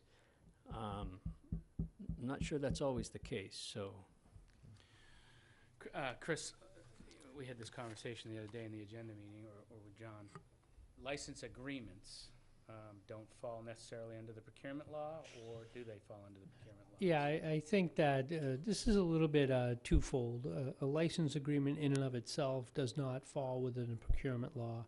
When we had this discussion before, John and I had a discussion, and under the procurement law, it always encourages a public official to try to generate a highest level of interest to get the best value for the residents and the business and the community. So we did follow that process of kind of advertising. I think in this circumstance, though, you know, the town had a long-term relationship on Allen Harbor, and we changed that dynamic by taking state funds. So, you know, I think a license agreement specifically with Allen Harbor makes a lot of sense to kind of continue that because the town does have a long-standing relationship. And as a business, I think it's important that people have confidence in that. So the license agreement does give us the ability to allow the board to continue that. I think why we went to town meeting in the first place is that we were asked to go beyond 3 years and try to create a higher level of stability. So that was really the motive behind it, but town meeting said no. So we need to move on. But I do think the license agreements are appropriate. We certainly try to keep them local. I don't know how practical it is to have people from Bourne drive their boats down and park them in Harwich. So I think that the natural business cycle will kind of drive people to stick in the Harwich area. Matt? Yes, thank you, Mr. Chairman. I think one of the things that caused a little confusion is because we were doing the construction on the land side, when John put out a bid, it was only for a year. When we had a public meeting and you were there, Chairman, the other vendor that was interested saying, hey, if I had some big boats that wanted some, I can't put them over on the yacht club, and I sure can't take them up to the dump. And I think he misunderstood that he could also be one of the bidders. And then what I believe would happen is, say that Larry decided to buy a 50-foot boat, he would go to one of those vendors and he would store it with them. I think this is going to be cleared up and become more profitable and more manageable once the land side is done. Thank you. Thank you, Matt. And John's looking for clarification, so I didn't hear any clarification in the conversation we just had. Private boat owners, is the board in favor of having private boat owners be able to store their boats at Saquatucket Harbor? I think that's one question. No. You mean directly Yeah. with us? Yeah. No.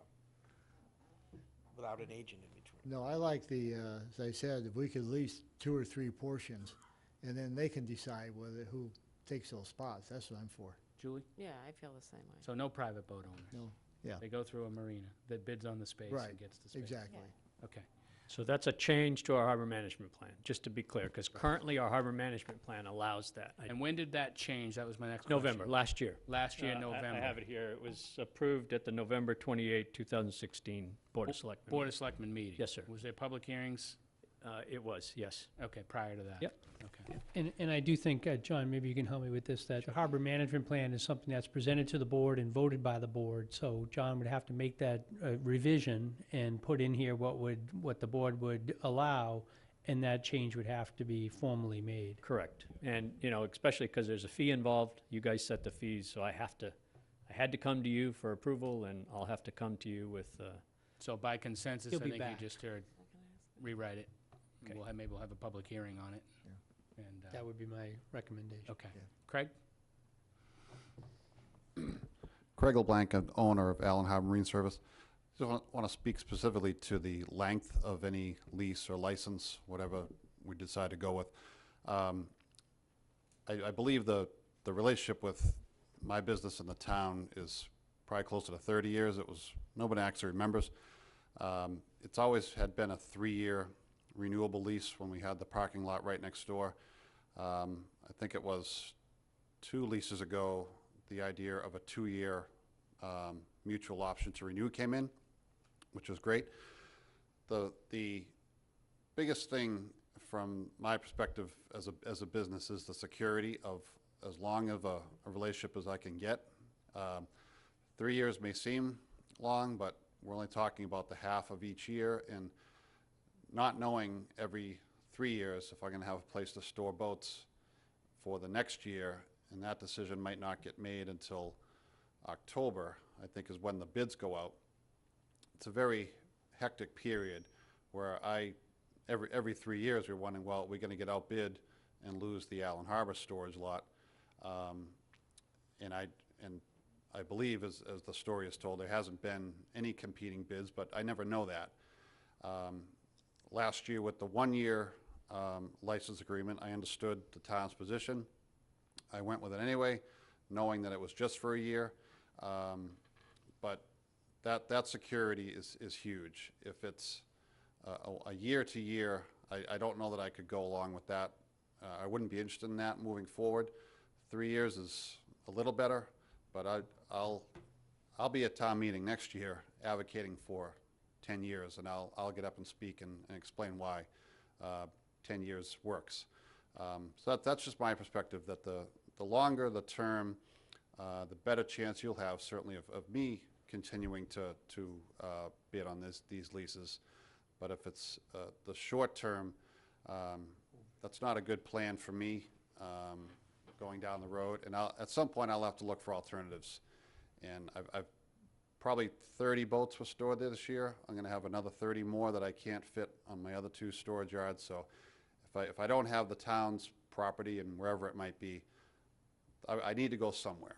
So if the town is counting on this revenue and appreciates your relationship, and I certainly do, I need somewhere to go. But at some point, it's just not enough security where I can continue to kind of, walk on eggshells every October wondering if I'm going to get it.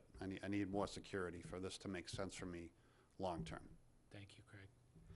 I agree with the licensing, and I agree with supporting the local businesses. I personally don't agree with opening this up for a 10-year process where we could have people from New Bedford bringing their boats down.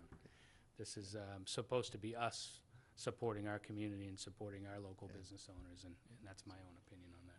Starting with Janelle?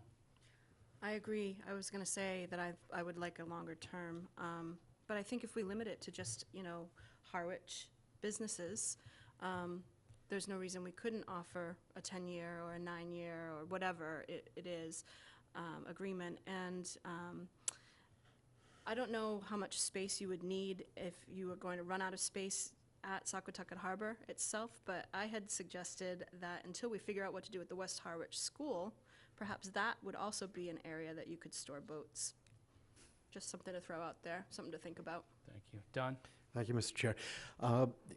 Under the title of Be Careful What You Wish For, there is a trigger here under state law, because a lease actually confers ownership rights.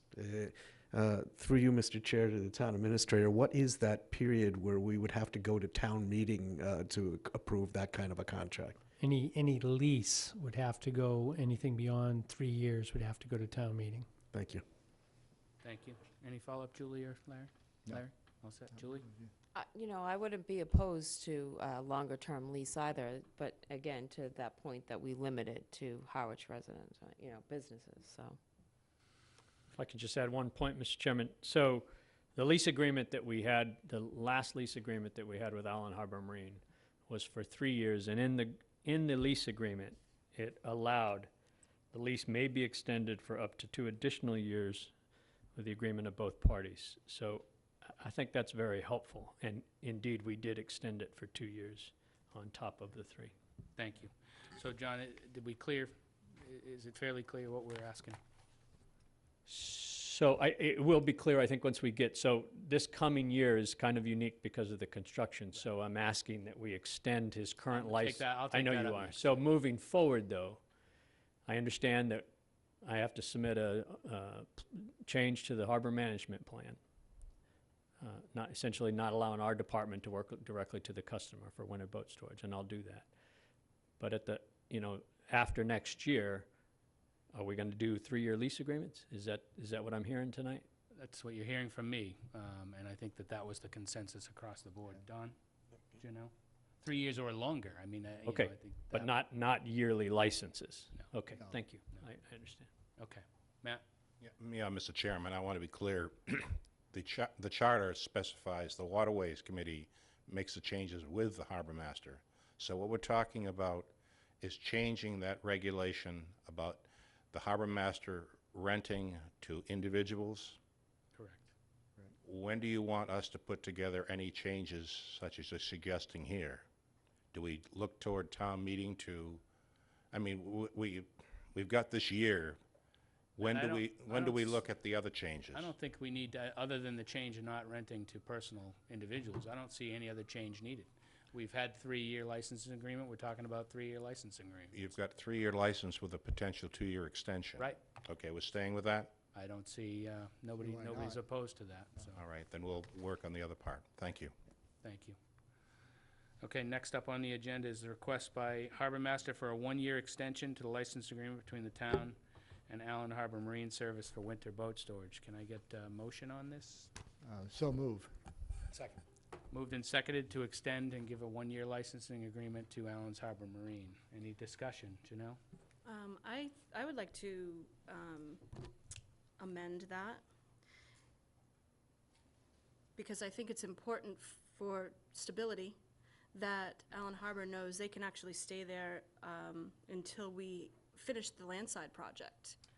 And I don't know that that's going to be done in Well, 1 year. This is an ask by you, and Craig has been involved in this because of construction, correct? I mean, Correct. So if anything And will we- change, we'll just be changing because we feel like changing. This is what they're asking for.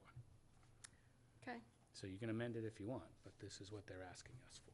So you think it should be more than a year? I think it should be until construction is completed, which at that time we'll revisit the whole license agreement policy. I think we should extend Allen Harbor has the right to store their boats at Saquatucket until at least the landside project is completed. And that, Under the current license that he's currently operating on? yes. Anyone second the amendment? I'll second that. Okay. Well, then I'm going to have to ask to amend the amendment. You can't leave it open-ended. I mean, it has to be not to Well, exceed then vote two, against it. Why But- can't you leave it open? because it's 2 years that we've been extending. I would suggest that if you're going to extend it, it'll be Just do for, 2 not to exceed 2 years, or 2 years flat out. Craig, Well, we should be done in 2 hang years, on. right? Craig? We should Who be knows? done too. Yeah, just to be clear, I'll take as long as you want to give me. Basically, we talked about a year because of the construction, and we didn't know what quite was going to happen, but that doesn't, don't take that to mean that I only want a year. Right. The security is huge. And just to speak to the concern about other boatyards coming in, I could talk to, I think, I can downplay that significantly. With Saquatucket just being physical storage, no work is allowed, no service work is allowed. All the boats that I put there are serviced on my property and then just transported there, and they just sit there. We don't do anything. For anyone else, the bigger boats that can't go over the road, once you haul them there, if the town isn't allowing shrink wrapping and bottom painting, the demand for that type of storage is going to be really low. Really, the only thing that works is someone that can do what I do, where they just sit there, you go get them, bring them somewhere else, do the work, and then bring them back. So I think that speaks to why there hasn't been, businesses beat each other up to get this, because it's a great spot, but the idea of it being waterfront really doesn't do anything for a business like mine, because I'm not hauling any boats out right there and putting them there. They're hauled out at my place and then transported there. So the idea of the limitations on work really limits what the space can bring to any business. Thank you, Craig. My sense on that is obviously that the average sold boat now is 26 to 30-foot center consoles, and there's a lot of marinas selling those boats. And for me as a taxpayer, I'm not interested in other towns being here. I'm only one vote, though. On the table is a motion and then an amended motion. Anyone want to amend it again? Well, but I think we have to second the amended. No, it's been seconded. It's been It's seconded? Seconded Well, mine. can't we, if it has to be amended, so it not to exceed 2 years, is that what you're I'd be saying? happy with that. Make that amendment. I did. Okay. Nobody seconded No, that. that's my point. I'll second that one then. It Okay. just, I think procedurally here, just so we don't go too far afield, you We can want to make a withdraw- motion to do the amendment to extend it to up to 2 years. At and this then point, it vote might the be- main motion as amended, so you At this take point, it two might votes be at easier this to point. withdraw a couple amendments and restate it. Would be. All right. So I'll withdraw mine, my amendment. You I withdraw your withdraw my second of the other. I'll withdraw my second, motion. and then maybe All someone right, so can now Let's can we start over. start a start new mo- over again. Chris, that's all been deleted. Okay, ready? Yeah. Yes. Mr. Chair, I'm just gonna make one more comment before I allow for the motion. Our paid professional is before us tonight asking an ask for a 1 year. So what you're changing what our paid professional is asking. Go ahead. yes, I am.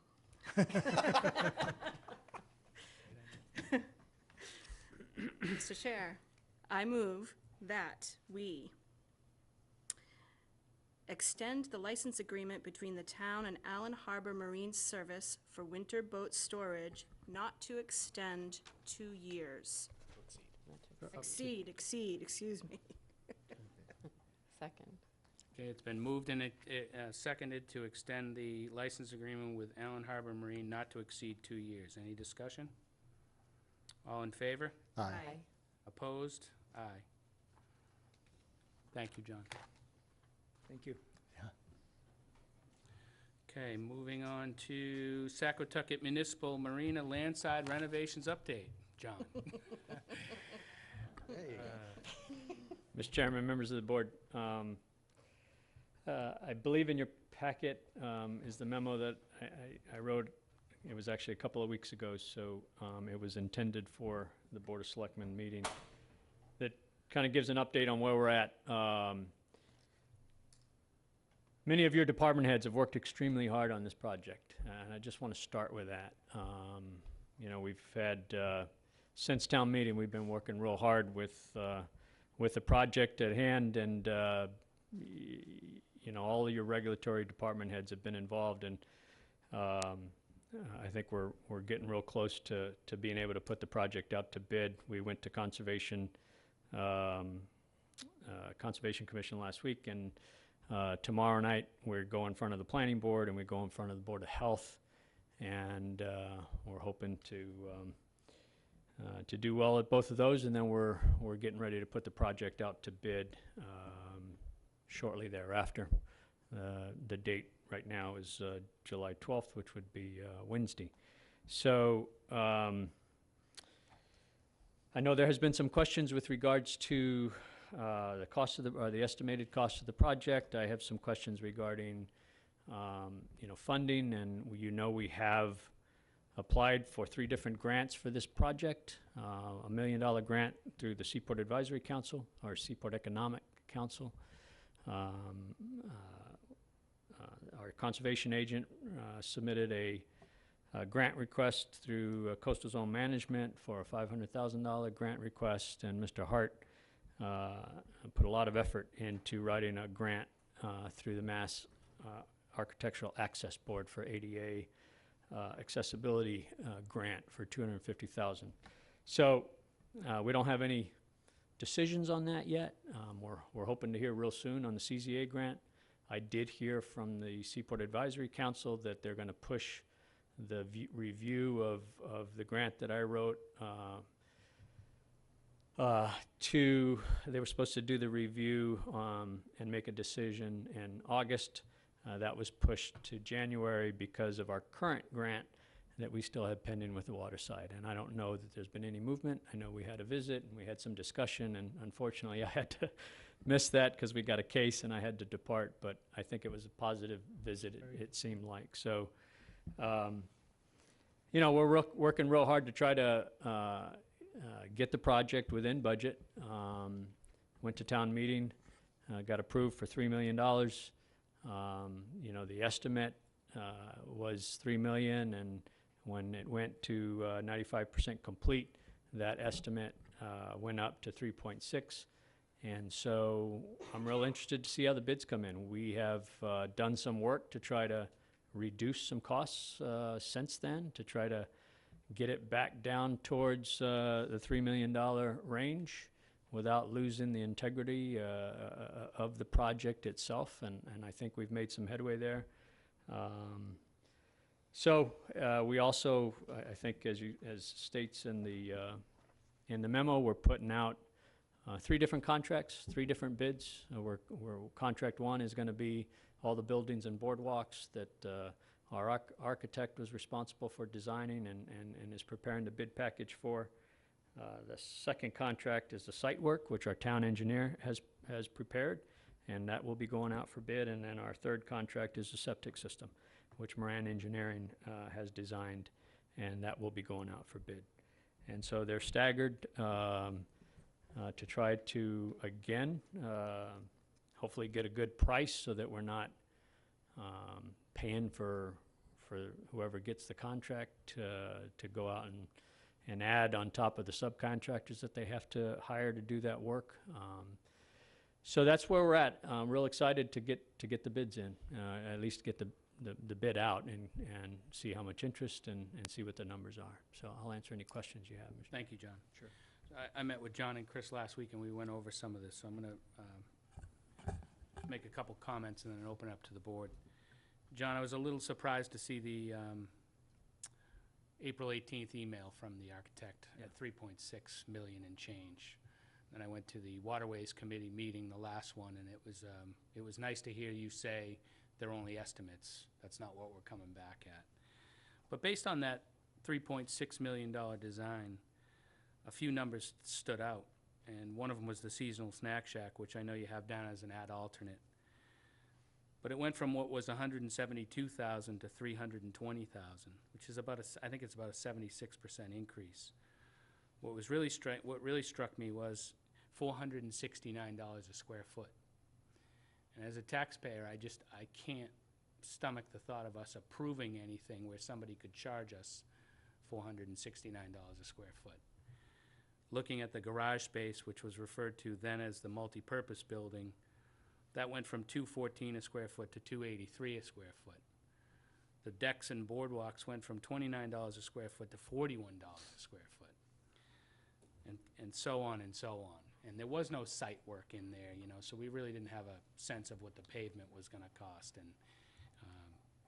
And again, I appreciate you saying that they're only estimates.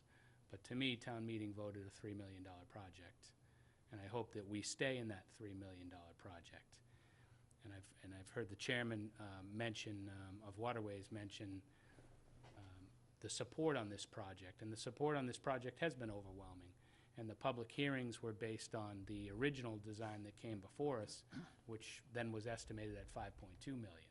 You guys backed it off from that point. And you came down to the $3 million mark. But prior to town meeting, we had gone back up to $3.6 million. So I think one question that you had for me the other day anyway was, is it $3 million plus the grants? And I think that that's something that the board should tackle. In my mind, the town voted a $3 million project, and any grants that you get would offset that $3 million, similar to your dock project, which was $7 million, and then you got $1 million and it dropped it to a $6 million project. So that's where my mind is at. I don't know if you want to respond to anything I said before I open it up to the board, but. It's up to you, whatever. I mean, Go ahead while it's fresh. I would just say, Mr. Chairman, you know, I think I was very clear at town meeting that the project, it was approximately a $3 million project, and we're not asking to go to the town for any additional taxpayer money. And we can have the debate whether we should have gone out to bid prior to town meeting or not and have a fixed number beforehand. That wasn't the case, and it hasn't been the case on many projects this town has done. And so all I can do is go forward with an approximate number, and so that's what I did at town meeting. And I think your staff and your department heads have worked real hard to try to find other money to make sure that we can, and also reduce that estimate. And I think it's going to get closer to $3 million, but I'm hoping that we can complete the project that the town voted on. And there's many aspects of that project that I think the town wants to see. Many of the public probably couldn't care about the Harbor Master office and the Natural Resource office, but they probably do care about that boardwalk and the snack shack and the artisan shacks and the things that we're trying to do to draw our community, not just the boating community, but our community to Saquatucket. Thank you, John. Sure. Larry? I agree with Michael on almost everything in this case, because I appreciate all the work everyone went in. But I was disappointed to look at the overcharge. You know, that's about, I didn't bring my paper with me, I think that's about a 22% increase, which is significant. And my sense of town meeting is that they looked at $3 million as being the cost, and then we'd be going after grant money to reduce that town, not be added to that. And I'm hoping I can understand the siding charge, but I would think even early on you should get the estimate on electrical and plumbing should be pretty fixed. If you know the size of the building, I'm surprised those went up. I think half of the 600 was, you know, electrical plumbing. I don't know where we go on this, because I hate to I agree, everyone wants this project, but we can't continue to step the price up as we're doing. In the future, it leads me, Mr. Chairman, to think that we may need a policy of not going to town meeting until we have a engineer design, so we have a better fix on what we're talking about, you know, to try to avoid this in the future. But I'm hoping the estimates come in less than what they are, because that's a stretch. And I think we all here, I know, I want to see it happen, but concerned about the cost. Do you want to respond? Okay. Julie? Well, I mean, I would agree that, you know, town meeting voted $3 million, and I think that it sounds, you know, like we're doing well at applying for grants, and the meeting we had with Lieutenant Governor Polito sounded very positive. I think she was pretty shocked at the docks as it was, and really loved the description of the project, and sounded like she was, I mean, again, there's no guarantees, but that she was going to work hard to make sure that that was serious consideration for us. So I think that there's hopefully good news on that front, and I know we can't go on hope. So I think we voted $3 million, but I think, like to John's point, you know, we've done many projects without having everything estimated in full. And I think ultimately on this one, you know, dealing in construction, I understand that prices fluctuate. So even if you have a specific bid from a plumber or an electrician, be prepared for that to change, and a couple change orders coming your way. Happens all the time in every project. So I think right now we're at a good amount here. It's like 3.6. We hope to get, you know, some grants. Hopefully it will come down below 3, and if at least we're looking at it going over the 3 and we're in a town meeting issue, then we look to see where we can cut back. But I strongly agree that this project appeals to so many people, including myself. I'm not a boater. I don't have a boat.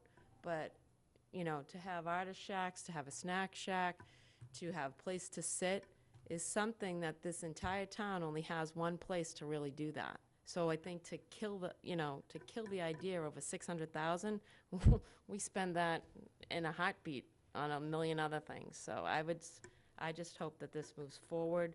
I think a ton of work's been put in it by all people involved, and I appreciate it. Thank you, Julie. Janelle? Ditto.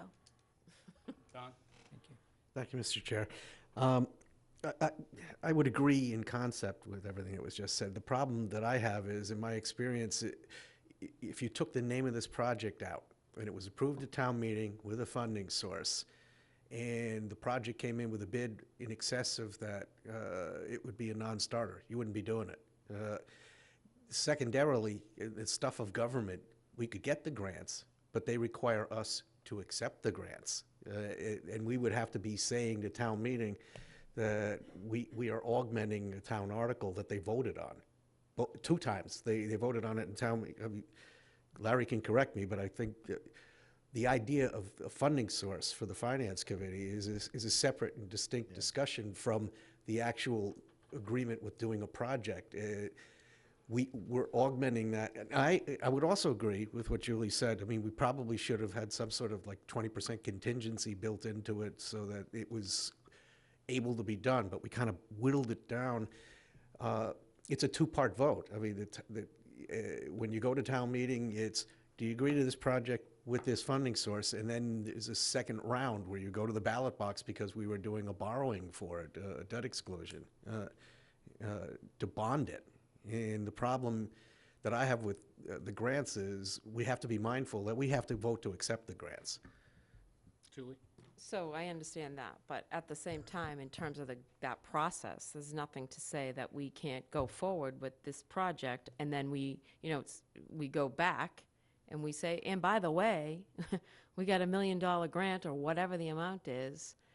At the next time, if we have to, if it has to wait, the project's still going to be underway, and I don't imagine that there's many taxpayers that are going to say, no, I don't want that $1 million. So I don't really see it as a hindrance. Chris?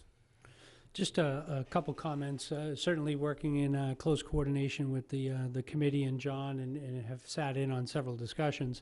You know, I do think that we have tried to make a really good concerted effort to make sure that we can make that differential up, that 600,000. I think we have 3 ways to do that. Obviously, the snack shack, and then the other is on the pavement part. We can leave the Downey property in a more natural state, not bring in pavement. And then also, at least in my experience, when you do demolition and you have fairly raw ground, I think they used a 10% contingency. And one of the projects I was involved in was a $60 million construction project, and it was only a 1% contingent. So having a 10% contingency, I think, is really on the high end. And I think ultimately, just one of the lessons that I've learned here, even with the painting of the library project, prices are what they're going to be. And I think that you lay the bid out, and just to remind folks, add alternates, you have to do them in the order that you present them, so it's important that we get that right. But let's see what the bid climate has. And then if we do come back, I think the point is well taken, that it will be the intent, and I believe that when we constructed the town meeting article, to have it be 3 million less any grants that we receive. And I was, John had an emergency, so I got stuck kind of doing the whole thing, which was fine. He had more important business at that moment. But I did get a good feeling from the Lieutenant Governor and from her staff that they were willing to work with us. And I made sure I put in a plug for the ADA grant and the other grant, CZM grant. So, you know, one of the questions, I just want at least the board to be aware, you know, if these bids come in and it's $3.1 million and we get a $500,000 grant to make up that $100,000 difference, you know, I don't think that we want to, you know, be at least short in the view that if we're that close to getting the snack shack and getting it done, and legally the appropriation at town meeting is $3 million, so we will keep it to $3 million. If we were to get 2 of the grants and we had the ability to go over, legally you could go over slightly if it was the case. But I think at least my recommendation would be, let's get the bids out, let's see what we get back. The land side seems to be much cleaner than the water side, so hopefully we'll get a better take on what needs to be done in the bids. Thank you, Chris. Matt or John? Yes, sir. I would just say, you know, the 10% contingency, I wanted to highlight, Chris is right. And, you know, part of that 3.6 is $330,000 of contingency. And then, you know, we, as department heads and as a group who are working on this, we have looked at ways and areas to be able to try to reduce that cost. And I think we've been successful highlighting several areas that really total almost $150,000 in things that either my department can do, like split rail fencing, irrigation. We've kind of reduced a little bit of the landscaping that was planned. HVAC system that was put in there called for the ability to have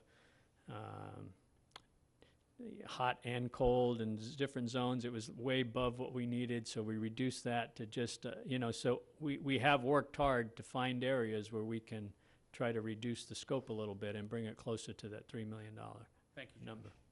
Matt? Thank you. We've got a track record led by John of a couple other projects and the other Witchmere and Allen Harbor. And in those cases, the estimates were a little bit high. Julie, you're more inclined to this. I think and I'm guessing, I'm not a professional engineer, but I think the engineering company we've got is a little concerned about regulations we have in the land side. One thing is the flood zone. You're dealing with a crazy thing. We got to move things 4 feet, 10 feet. It amazed me when I read about down in Provincetown that they figure that the cost of reconstructing what was there is going to be 50% higher just for the structural part. Now, those of you that have lived in Cape Cod, like I have, born here, that area where the former Pizza Hut was, and before that was the Lobster Pound, that was peat moss around there. And what's happening, they just did the samples, the core samples, and you find out the engineering company is being professional, and they're being also concerned. So I hope between the bids we're going to get and the way they spread them out and the way that John and Bob have worked on this, I hope we come back to you in 6 months and say, hey, it was all, just don't worry about it. But my feeling is the engineering company, which is very professional, along with Bob and what they're doing, they're being professionally cautious to protect the town of Harwich. And I hope and I pray and I believe this is going to turn out in the $3 million area. Thank you. Thank you, Matt.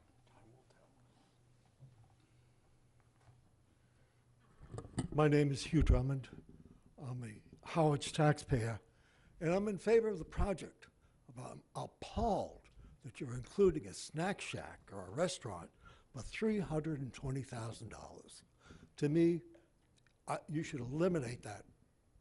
Invite Cumberland Farms to come in and put up their own snack shack there, or Chick-fil-A or McDonald's. We shouldn't be in the restaurant business. Take that out of the project, and you have my support. Thank you. Thank you. Anyone else have anything on this? All set? Great. Thank you. Moving on.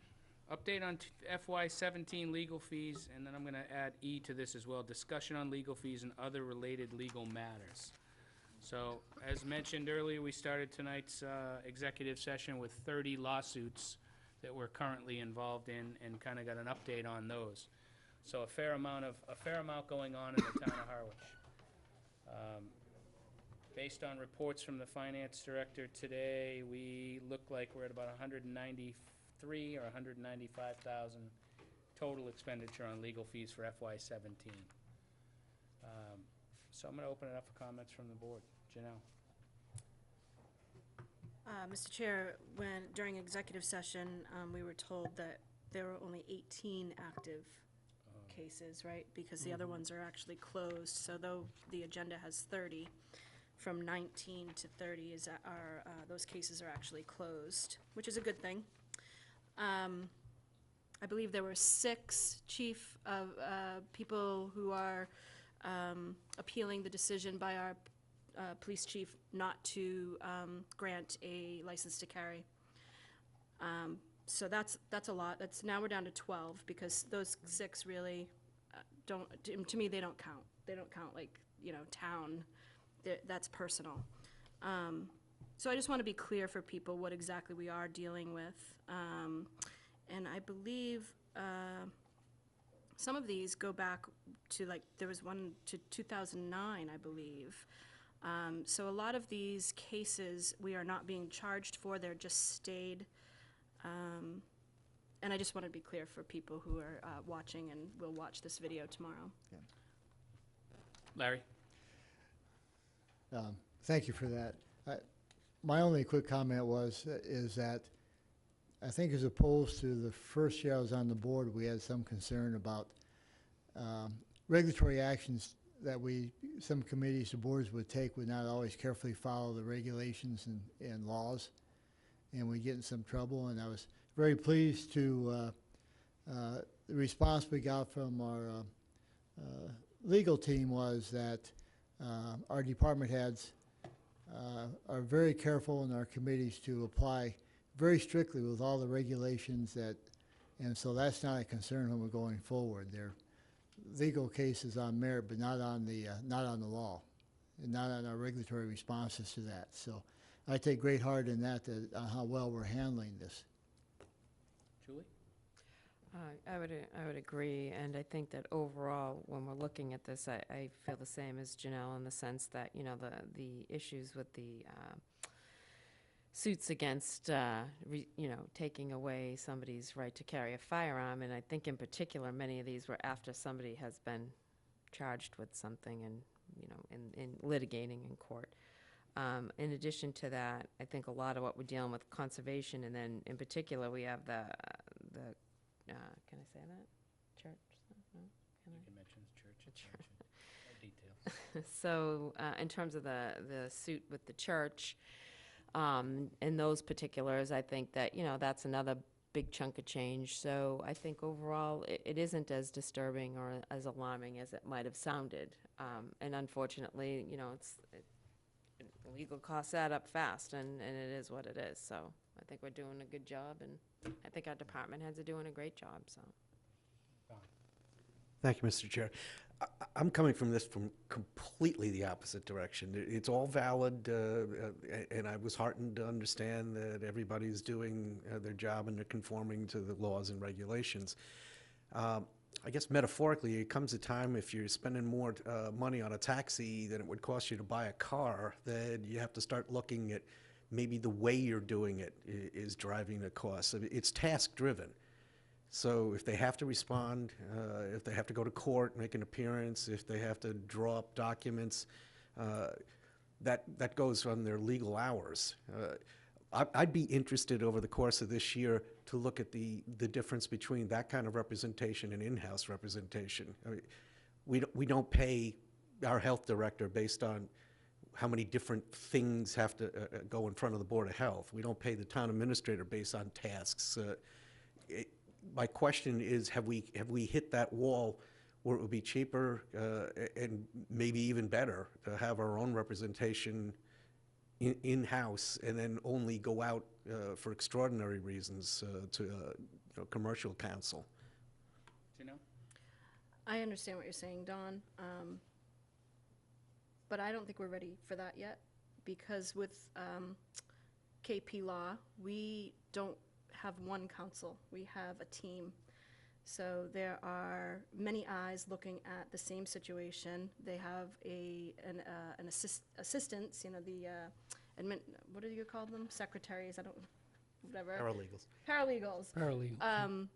So it's a whole team, and, you know, our budget was $160. We went over it by almost $40,000, but when you add it up, $200,000 for a team,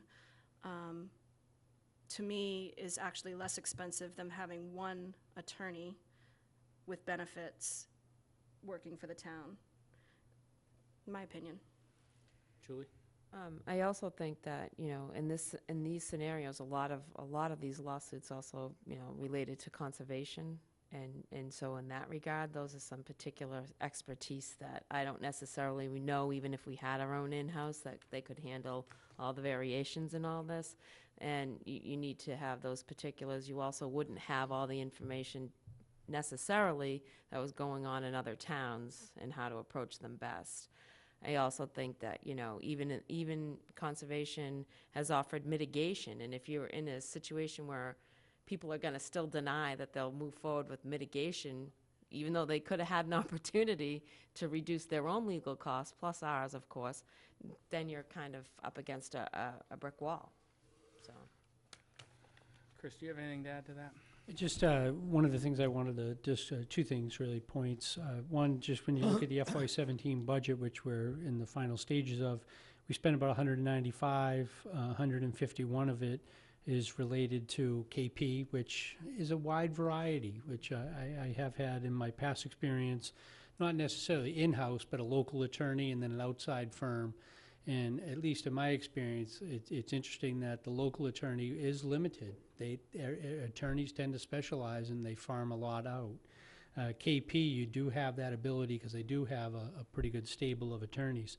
34,000 on the Labor Council, and I would just remind the board that we made a change 2 years ago in which we were paying somebody $220 an hour, and now we have basically what I would consider equal or better representation at $165 an hour. So where we have that ability to realize some cost savings, I think it's important to do.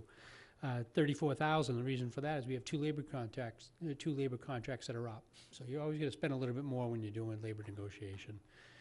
9,000 for lien-related stuff and foreclosure, and then $1,000 for specific questions in regards to planning and zoning.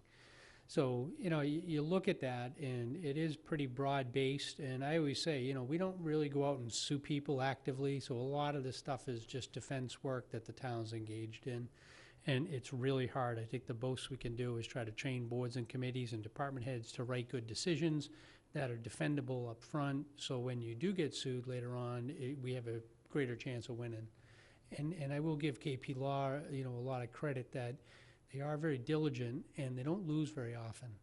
And it's when you lose and you get a settlement against you for $250,000 on top of some of these that really where you feel the pain in my experience.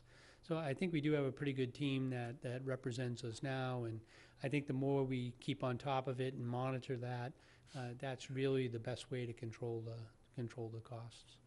Thank you, Chris.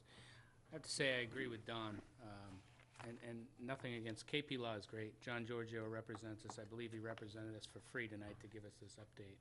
And he offered to come down and meet with Chris for free. So I think John Giorgio is great, and his team is great. We haven't touched on owners unknown, which is a line item in a budget that I think we throw $5,000 a year at.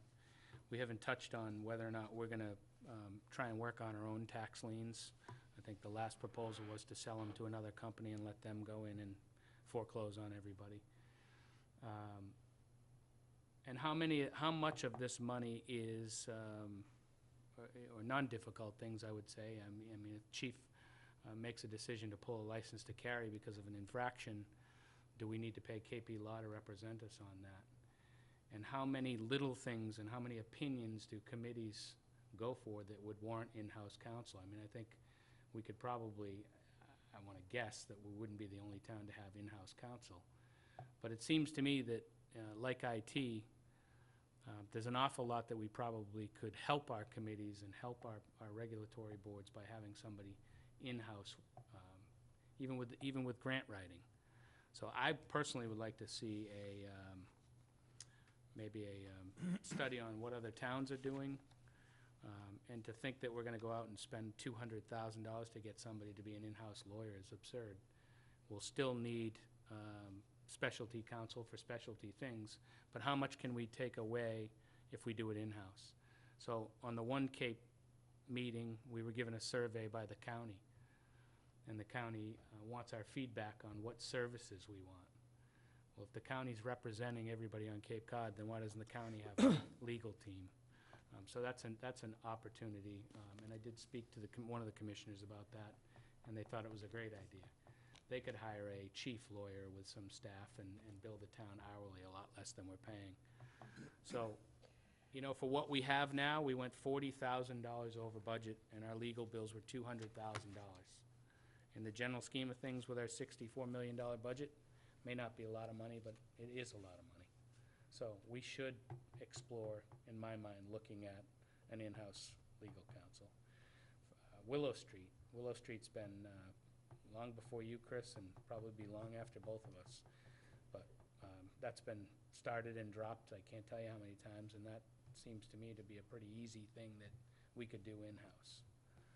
So I'd like to explore at least the cost of having an in-house lawyer. And then, obviously, we would keep KP Law for heavy cases and Labor Counsel for labor and.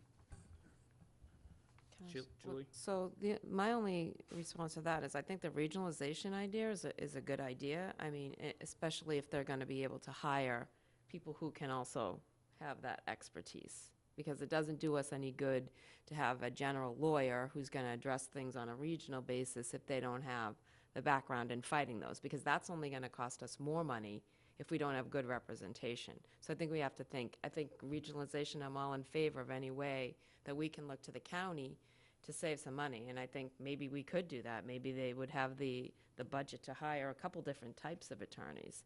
But if we don't have good representation in the strong background, then I worry about opening ourselves up to further lawsuits. So that would be one concern I have. I also think that in this scenario where we're looking at the bulk of these being, wetland issues, complicated wetland issues, and then some police stuff, which according to them was not a lot of money. And then we have another cemetery thing here, and we probably have a couple others here that I'm forgetting. But I think that if there's any way that our board can work better with people to get, different settlements in terms of mitigation or whatever else, but it sounds to me like they're trying that. So as much as I love the idea of regionalization in terms of trying to defray the costs, I think we also have to be careful about getting somebody in-house that may not have that expertise that we need on other things too. Not like, okay, so we farm out conservation things or zoning things to complement, but then we take those costs coupled with having that other attorney in-house, and I don't know how much money we're really saving in the end. So that's just something to consider. To your point about $200,000 being more than what we would pay an attorney, I disagree with that. If we had an in-house attorney, I would think that the base salary might be $125,000, $135,000 a year plus benefits, which is at $20,000 a year. But that attorney's going to need an executive assistant, paralegal, which would be another $50,000 plus another $20,000 in benefits. So we're already at $200,000 and we only have two people. I'd like to know where you came up with your math, but. Well, just figure how much does a lawyer make. You don't know. I do know. No, you Lawyers make Okay, way. end it.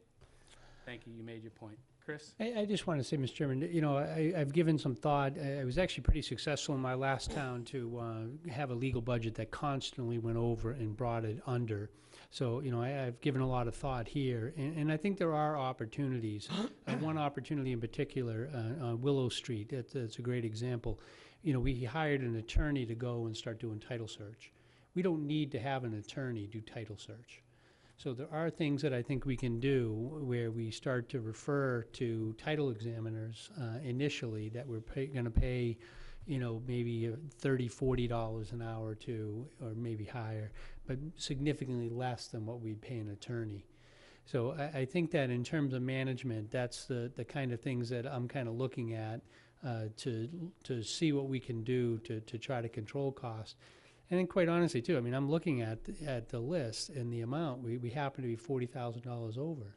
And I think that there is a pragmatism, too, to some of these cases of when can we settle and cut our losses. So, I think the board's aware that, there's one or two cases on that list that if we were pragmatic and just settled it, we wouldn't be over. So, I think it's a lesson for administration to come back, and I certainly will, Mr. Chairman, come back with some concepts in terms of that to see if we can reduce our costs. And then, the better we do things and the less litigation we can encourage. But land values are high, and we're going to get that no matter what we do. Okay, so moving on to the town administrator's report. Thank you, Mr. Chairman. I'm going to kind of go through these. I did put in the material, we had that CVEC presentation about the value reduction. So there was a couple things. I just put that material in the package that was alluded to at last week's meeting. We did not have that material in the package.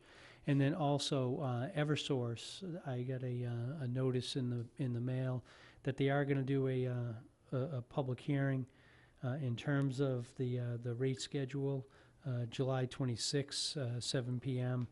For folks that may be interested. It's at South Station in Boston, so it's a long way. But we do have some material that, folks that are concerned by the rate structure, and the rates, is fairly dramatic, considering what they're looking at. And the Cape Lake Compact meeting, I think we had indicated at the last meeting that the meeting was going to be July 12th. I did get an email correspondence today that they're going to lack quorum, so they're not going to have that meeting. So anyone that was planning on attending, July 12th is Wednesday. That meeting's not gonna be a go. Item C is electronic communication policy. Charlene had an opportunity to kind of meet with Foster to go over a electronic communication policy. If the board thinks that that's reasonable, it's really kind of compelling people and using the word must for individual board members to have town emails. So I think, and we've alluded to this before, that would give more teeth to boards and committees, that they have to go on to a town platform for emails. So that's something that maybe, Mr. Chairman, in our meeting, you'd let me know if you want that on, because we have to follow that process. One comment from Don on that. Sure. Thank you, Mr. Chair. It just doesn't address the main concern that I brought up when you first said that you'd look into that. If we use a bucket approach, that there is an email address for each committee, as opposed to each member of each committee. It is for each committee, one. Then you have to have something more in there about inferential deliberations going on. Right.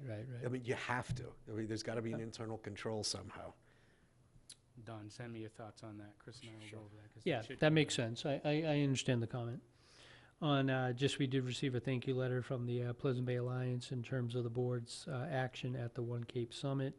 And then I did receive a email from my counterpart over in Chatham in regards to that there is an advisory board. And I believe that they have on their next meeting, which I think is tomorrow night, a discussion that is a 5-person board with the Chatham IMA to look at, maintain and monitor that agreement now that the agreement has been signed. 3 members from Chatham and 2 members from Harwich. So, I guess I've been involved in this for a while, so, if you want me to go on, I'm happy to go on. If you want me to be ex officio, I'm happy to be ex officio. But you may want to consider a board member or two to go on there. So I'll leave that to the interview committee to recommend, but they are proceeding forward, Chatham, so we probably should do something in kind. On the National Grid, I think they did a pretty good presentation, so I had that on the list just as in case folks had questions. Also, I have a couple items, and I apologize for this, that we did not get into the packet. At the end of the fiscal year, we have a requirement, and I know the finance director is here. We have about roughly $75,000 in expenses that we had in certain areas where we went over. And under state law, we have the ability to offset those by identifying other sources. So what I'd like to do with the board's indulgence, and I'm going on, or Carol and I are going on Thursday night to the Finance Committee meeting to go over this, and we need to get approval from the Board of Selectmen as well as approval from the Finance Committee. Now, Carol, to her credit, just got this done this afternoon, so this is, we're waiting for people to do the encumbrances, so it takes a while. But what I like to do is just kind of hit some of the high notes here, things that are over $7,500. So just as an example, we have the clerk salaries went up over $8,300. The assessor's salary, because we had some turnover in that department, we were able to offset that. The clerk's office, again, the town clerk's office went over. Some of that probably is just because of just extra elections and additional work. So we had that 5,500 was offset by the assessor's data processing. Advertising, when you have a lot of job openings, you tend to have more advertising costs. That went up by over $10,000. We offset that by postage of $10,000. Legal services, as the board's already alluded to, is up by $40,000. We did look at group health, and we have some flexibility in that, so that was $40,000 for the offset. Several other ones here are less. I'm not going to go. The next one was the Medicaid town share was up by $7,600, and that was offset by health insurance as well. So $7,600. Total was about $75,000 roughly. If I just did a rough, I don't know if you have a more precise total. Just shy of $80,000. Just shy of 80. I did it quick in my head. But I would like to have the board, if the board's comfortable with those numbers, so I can present them to the Finance Committee, just if the chairman would be able to be authorized to sign each of those pages. And if there's any specific questions in regards to any of those bigger ones, I mean, we have a couple for like $700, one of them $70. I don't think I need to comment really on those. But if you do have questions, Carol is here, so happy to answer. So I'm going to allow this under topics not reasonably anticipated by the chair in 48 hours in advance. So questions, Larry? The transfer of money from group health, what's that mean? Do we make that up next year? What's the implication of No, that? sometimes what happens on the health insurance is it's a moving target. So we try to plan for the enrollments that we have, and then we try to plan for if people have qualifying events and they go on to our coverage. So we usually have a little bit of money in there to cover those qualifying events. If somebody were to come on and they had a family plan, it's about $20,000. So we do have built into the budget some flexibility that if we have people coming on to the plan that we weren't anticipating and the census goes up, that census, as people come and go, always fluctuates. So very rarely you get one month will equal the next. So we try to budget, and at the end of the year, we usually do have a little bit of surplus in that. For that reason, we try to guess high so we don't come in short. That does it for me, yes. Julie? Just a general question on the advertising and the postage, because that's $10,000 each. Is that due to the committees and all that? Well, the advertising was we needed to transfer into, so we were short on that. Postage we transferred from, so we were low on postage. Right. But that was exactly that. I mean, the more positions we have opened, I mean, newspaper advertising is expensive and required in the law. Okay. Thank you. Oh, the liens we paid separately out of a different. You know, I'm all set with it. Don? Good. A motion to allow the chair to sign. So moved. Second. Moved and seconded to allow me to sign. Any discussion? All in favor? Aye. Aye.